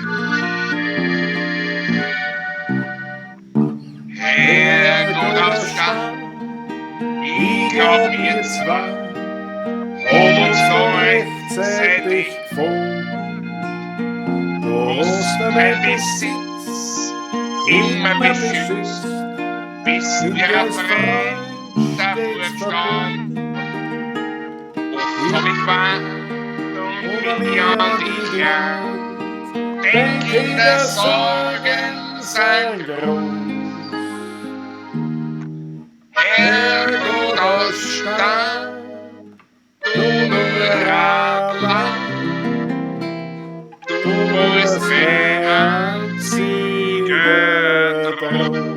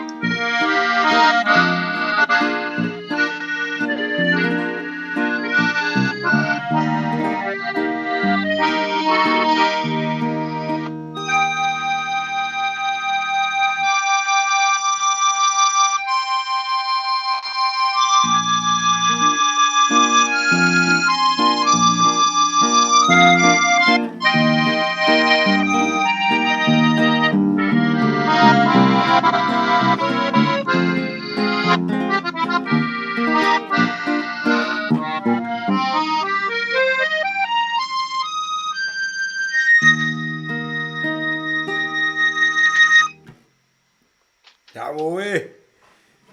Mein Werner Gmier, deine gehabt. Ja, so großartig. Ganz gut, ja. Großartig. Na herrlich. Mut kann man nicht kaufen. Na bitte. Du, das müssen wir machen, wenn wir am Sonntag spielen. Ja, unbedingt, Weil- klar. Komplett, ja, ja. Unser Blues. Unser Blues. Schau, den Leuten hat es gefallen. Den Leuten hat es gefallen, muss ich jetzt wirklich sagen, weil ich krieg da nur Zustimmung. Oder Achteln fallen rein. Jürgen Peter sagt ganz jeden Speigen Ja, Wein. die waren alle, vor Schönheit hoffe ich. Die Gleich muss ist ich einfach weinen, sagt er 777, die ja. geht zu Herzen, das berührt einen. Das Ja. ist der Blues, das ist der Blues. Das kann Absolut. ich mich noch ganz genau erinnern, Patrick. Da waren wir ganz am Anfang unserer Karriere, war noch gar keine Rede, war da unsere ersten Spielereien und da haben wir gespielt im Windradl in Otterkring. Es ist ja nicht mehr in Otterkring, oder? Windradl ist es, Nein, das ist gerade der 14. das ist schon schon. 14. Gell? Und, Gerade an der Grenze, Ja, genau. ja, Stabrockstraßen, aber Ja. drüben schon, ja. Und da haben wir gespielt, was du erinnern kannst. Ja, logisch kannst du erinnern. Und da war es ja so. da war, Bradensee ist das, Entschuldige. Ja, Bradensee. Und da waren ein Haufen, ja, wie soll man sagen, Leute schon noch aus der Halbzeit einer Partie. Nicht? Also ja, so aus der Unterwelt. Sagen wir es mal so, aus der Unterwelt, so Halbseiten halt. Und ja, so ein Viecher natürlich, die Kult geht auch nicht. Backt. Sagen wir so Goldgedel und tätowiert, so wie der Herr Steurer ist. Naja, das waren dann wirklich Hefenbäckeln. Wir reden da von den 90er Jahren. Nicht? Also, Weiß, grau, grün oder doch blau, die Farbe, man konnte es nicht erkennen, das Motiv meistens auch verwaschen. richtig. Also das war noch nicht die Zeit, wo das sehr modern war. Also da waren die wirklich, und das haben sie jetzt sagen, und das waren alles Kanister. Das war, da bist du deppert. Aber die waren ja natürlich wahnsinnig geil aufs Wiener Lied und wir haben dort gespielt und ja, mit ein paar Lieder. Und da kann ich mich noch genauso erinnern, und da haben wir gespielt, ich glaube, das war, ich weiß, ein kleines Wirtshaus in Otterkring. Ich hätte zumindest schwören, dass das Lied war. Vielleicht war es auch ein anderes. Aber Das war's. ich glaube, das war's. Kann mich auch, ja, das war's, ja, Und ja. die sitzen da so, die Viecher, nicht? Sarkosi ausbeut, nicht? Mit dem Kandel drinnen, nicht? Und Ding. Und da sitzt der eine und den rennt er Träne, Träne über das zerfurchte Gesicht, ne? Rennt die Träne runter und so sitzt da und warnt, still, dezent, aber er warnt.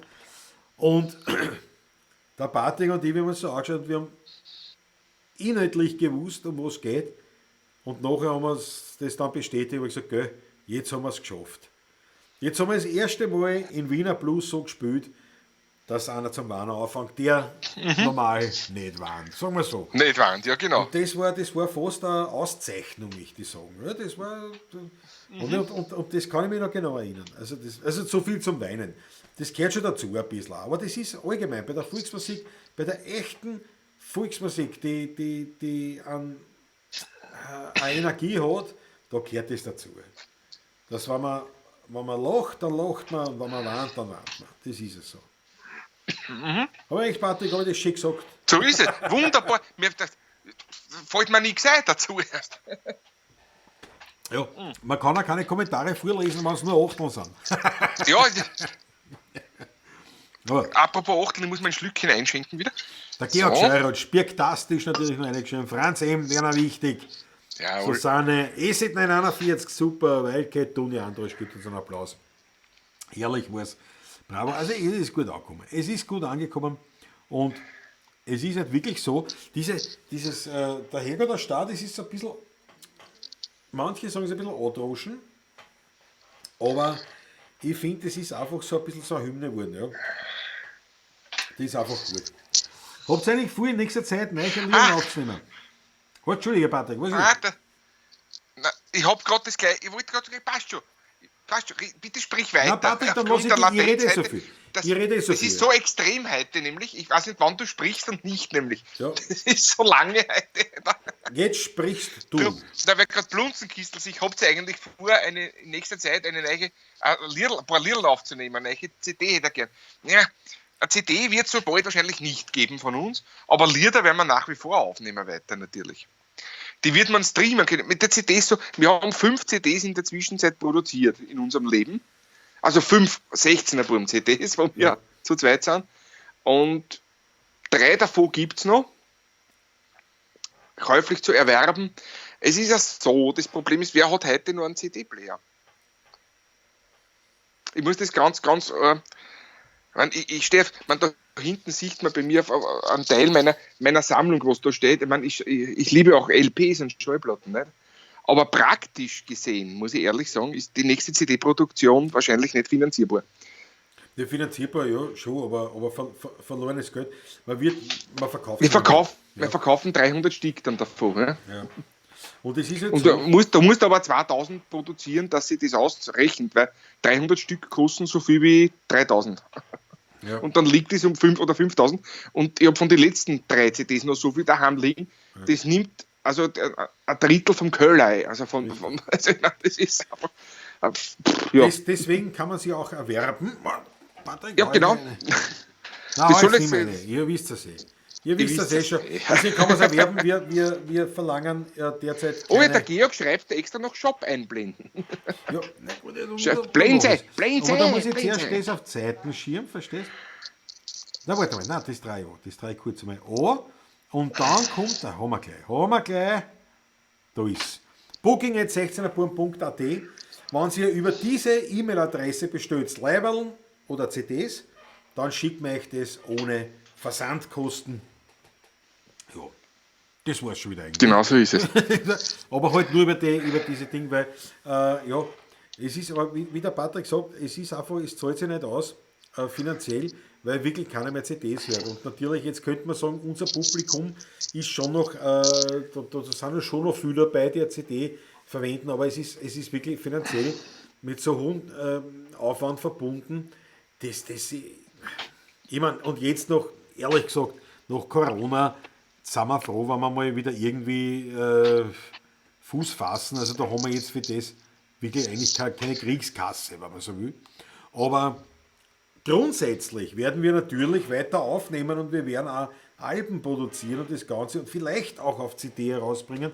Das werden wir erst sehen, aber es ist jetzt aktuell, wenn man so will, nicht geplant. Aber ich sage dir, im Prinzip mache ich alles in Spotify. Problem mit YouTube ist immer die Werbung dazwischen. Ja, genau. Also Ja, auf ja. Spotify findest du uns ja auch. Und das wird halt so, das ist ja so. Da kann ich als Musiker das dafür sein, dagegen sein. Ich kann einverstanden sein oder nicht. Wie es ist, so ist. Also, Es gibt eine Tatsache, die so ist, ja.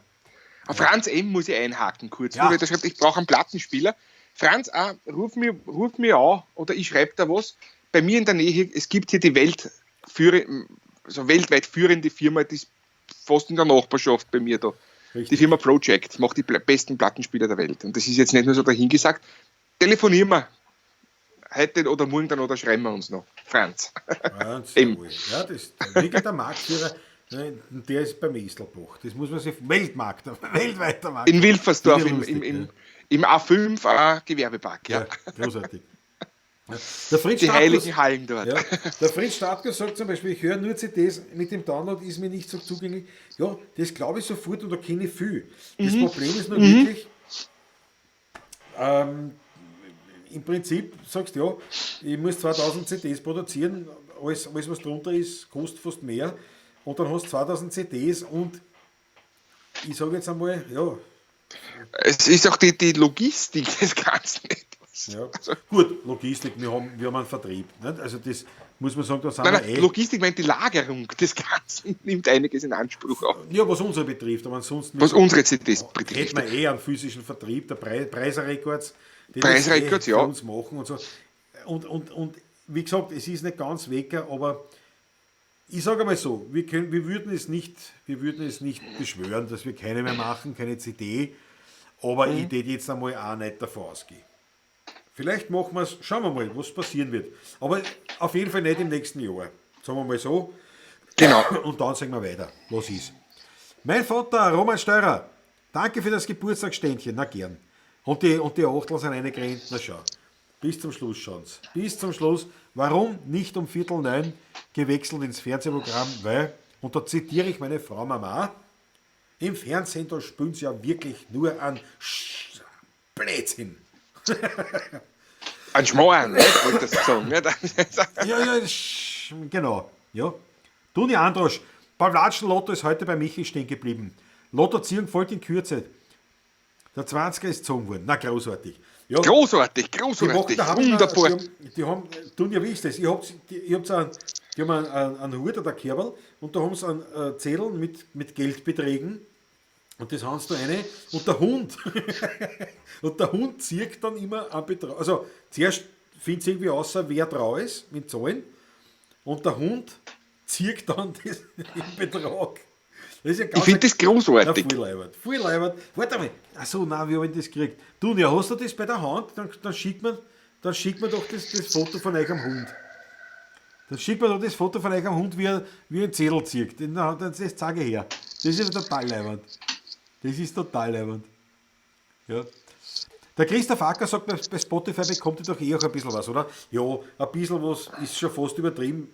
De facto kriegst du nichts, aber ja, theoretisch, dass das Kindernamen hat, da geht es übrigens um Centbeträge, die das gar nicht auszahlbar sind, oder? Also nicht einmal in Münzen gäbe, aber grundsätzlich kriegt man schon was. Es geht auch nicht, wie soll ich sagen, der Patrick und ich, wir sind Live-Musiker, wir spielen Lieder und das, wenn einer unsere Musik hört und nachspielt, ist das Wichtigste.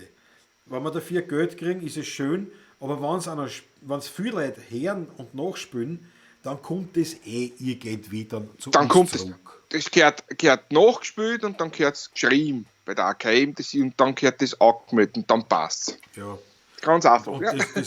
aber das ist ungefähr so, wie viele Und Musiker immer das angerissen ist werden, leibend. wenn die Leute das spielen mit der Gitarre so, nicht? Wenn der Gitarre irgendwo privat spielen, ja, da kriegen ja nichts Zeit dafür.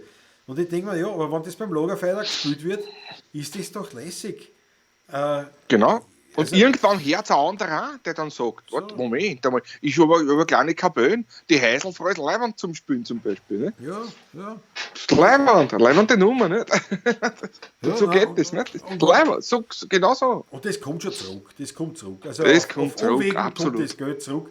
Ich brauche es nicht Absolut. direkt. Ich brauche es nicht direkt. Und das ist nun einmal, auch wenn ich sage, nein, ich will, dass das angerechnet wird, was nutzt es? Es ist nun einmal iTunes, Spotify, das sind Amazon, das sind nun einmal die Marktführer und das rennt ja so, das ist halt jetzt alles mit Download und mit Stream. Wie gesagt, ich kann mich dagegen wehren oder ich kann es einfach akzeptieren, wie es ist und so ist. Ja, gut. Aber wie gesagt, schauen wir mal, Ja, so wir- ist es. ja. Genau so. Ja, wie live kannst du kein Foto schicken. Na, tun ja. Du hast du nicht meine Nummer? Hast du nicht meine Nummer? Oder auf WhatsApp oder so, wie kannst du mir das schicken? Das war leibend. Nur der Andreas Christina. Genau bei den Pawlatschen ruft mein Bruder an und bis jetzt telefoniert und Da! nichts mitbekommen. Andreas, jetzt ist halb eine, wir können nicht die Pavlatschen wiederholen. Fangen wir von vorne an. Ja. Warte, ich hole ein frisches Flaschel. Und ich kann nicht Das einmal ist sagen, noch halb voll. ja, bei mir ist auch, ja. Aber ich kann nicht einmal sagen, grüße nicht Brüder, weil sonst müssen sie dann wieder anrufen und bist wieder. Nein, das ist überhaupt kein Problem. Du hast nicht, ja, verpasst hast schon was, muss man schon sagen. Aber wir kommen eh schon zum Schluss. Ja. Ich, Franz M. muss ich noch sagen, bitte gerne. Ja, na, Franz M. Franz M., das gefällt mir auch wieder, wenn wir uns sehen. Wenn wir uns mal wieder live sehen. Das ist, aber mit so viel. Mit allen möglichen, wirklich wahr. Das ist, also auf das gefällt mich total. Und wieder beim Spielen in den Augen schauen können, das ist das. Marco Cinelli! Bleibend. Grüß euch, Buben. Marco Cinelli. Kurz vorm Schluss steigst ein, aber ich freue mich total. Ja, also für alle, die vielleicht wirklich noch mal dazugekommen sind, am Sonntag, aber ich tue das eh noch teilen, natürlich auf allen Plattformen, und der Patrick tut auch fleißig. Natürlich. Am Sonntag um 11 Uhr am Vormittag gibt es eine Stunde an Frühshop mit den 16er Buben live. Und Nämlich zwar- wirklich live dann. Ja, meine, wir sind jetzt auch wirklich live, Patrick. Na, ich bin verzögert. Ja, gut, ja, wir werden alle verzögert sein, auch dann, aber der Patrick und ich, wir sitzen dann im gleichen Raum mit Sicherheitsabstand und da haben wir uns wirklich eine großartige Apparatur einfallen lassen, die uns auch da entsprechend mahnt. Danke an Adi Graf und Ja. Lukas Macharik, gell, im Vorhinein schon. Der Rest steht im Prospekt. Also am Sonntag ab Ja. 11 Uhr auf diesem Kanal ein Wienerlied-Konzert der 16er Buben. Und auf das freue ich mich schon, weil zumindest der Patrick und ich können gemeinsam spielen und spielen in die Kamera. Das ist natürlich, ja, das ist immer noch ein bisschen ein Problem. Das kennen Aber- wir jetzt eh schon in der Ui, Zwischenzeit. Ne? das auf die Tunde sagt der mich jetzt den Patrick aufs Handy geschickt. Du, das ist super, aber das Ah, hilft uns nicht. Ich kann da nicht. Meine Kind, nein, geht nicht, nein, dann bricht das alles wahrscheinlich an. Nein, der Patrick kann das nicht streamen, das ist schon.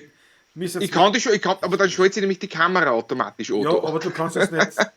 Du kannst es nicht. Streamen kann, man kann es nicht einspielen, ja, weißt schon, was du meinst. Ja, verstehe. Ja. Zockers-Welt TV sagt gemeinsam verzögert. Ja, genau so wird es stattfinden. Wir sind gemeinsam verzögert. Stellt sich ein Baby-Elefanten dazwischen, ein Plunzenkistel. Nein, wir haben eine viel bessere Lösung. Viel Wir haben eine besser. bessere Lösung, die uns nicht die Wohnung voll scheißt und die wir nicht versorgen müssen. Der GS Ferche, grüß euch wieder mal zu spät. Ja, naja, du hast es gerade Das, rechtzeitig geschafft zur Schlussnummer. Du hast es rechtzeitig zur Schlussnummer. Aber jetzt nur mal für den GS Ferche sage ich es. Am Sonntag, Er war mit dem Moped unterwegs. wahrscheinlich. Am Sonntag. Er schreibt das schon. Das Ja, ist ja in Ordnung. Am Sonntag, 11 Uhr am Vormittag, 16 Uhr beim Live, aus dem Studio Donaufeld. Der Patrick kommt zu mir her und wir spielen wieder gemeinsam. So wird es passieren und jetzt, Ja, meine genau. Herrschaften, verabschieden wir uns und sagen herzliches Dankeschön, schön, dass ihr dabei wart. Und ich freue mich, wenn wir uns am Sonntag sehen, spätestens dann am Montag bei der nächsten Pavlatschen. Und vielleicht machen wir die auch gemeinsam, schauen wir mal, wie es ist, ja, wie wir das machen werden. Und dickes Warum Busserl nicht? von mir. Ja, schauen wir mal. Ich weiß nicht, ob ich in Wien bin. Aber das reden wir uns zusammen. Genau, da geht es Ferche, aber ich bin da. So ist es, das ist wichtig. Wir verabschieden uns mit einem Schluckerl, natürlich, wie es sich gehört. Und dann, Patrick, mit welchem Lied werden wir uns verabschieden? Ja, was nehmen wir da? Ein Klassiker nehmen wir da von uns. Ussa. Ja.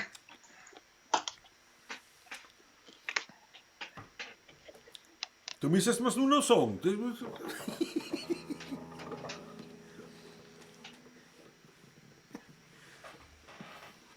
Ja, du musst mir nur sagen, was wir spielen. Oder hörst du mich nicht? Jetzt ist er weg. Jetzt hat er sich so geschreckt, ich höre dich nicht. Oh ja. Sag was. Na, weg. Frühschoppen, jawohl, sagt der Andreas Christina. Na schau, zur Schlussnummer haben wir uns. Zum Schlussnummer. Aber er ist gleich wieder da. Da können wir nichts. Bist du wieder da? Ja. Bin schon wieder da, wir doch die Engel machen wir zum Schluss. Die Engel, na, das ist eine Idee. Ja, Das machen wir. Wir verabschieden uns mit heute kommen die Engel auf Urlaub nach Wien. Danke euch herzlichst und freue mich, wenn wir uns beim Frühschoppen am Sonntag sehen oder dann am Montag wieder bei der Pavlatsch. Und seid so lieb, sagt es weiter, teilt das Video, teilt den Kanal, abonniert den Kanal, teilt unseren ganzen Content auf den diversen Plattformen. Damit wird es uns wirklich unterstützen. In diesem Sinne, führt euch gut. Ganz wichtig. Bis zum nächsten Mal. Gustav, hat er nicht gesagt, Was ist denn nicht los? Was ist denn nicht mehr geschehen? Jetzt sind so überfüllt, die 38 Geld. Er schafft eine Frau, der schwitzt von der Block und sagt mir den Grund für diesen Feiertag. Heute kommen Engel und auf Urlaub nach Wien. Den wird man's fast und leerer Stadt so gehen. Hören dann die Schrammen und singen dazu. Weil und beim Weindl, die kriegen keine genug. Hinter der Bahn steht dort ein Loch. Für der Rost, für den Wehren auf Nacht. Der Petrus im Himmel schaut runter auf mich. Wer lädt, wer freit, da liegt was drin. Jawohl, führt euch gut, Dankeschön, bis zum nächsten Mal. Führt euch. Eure 16er Blut. Aber die Ehre.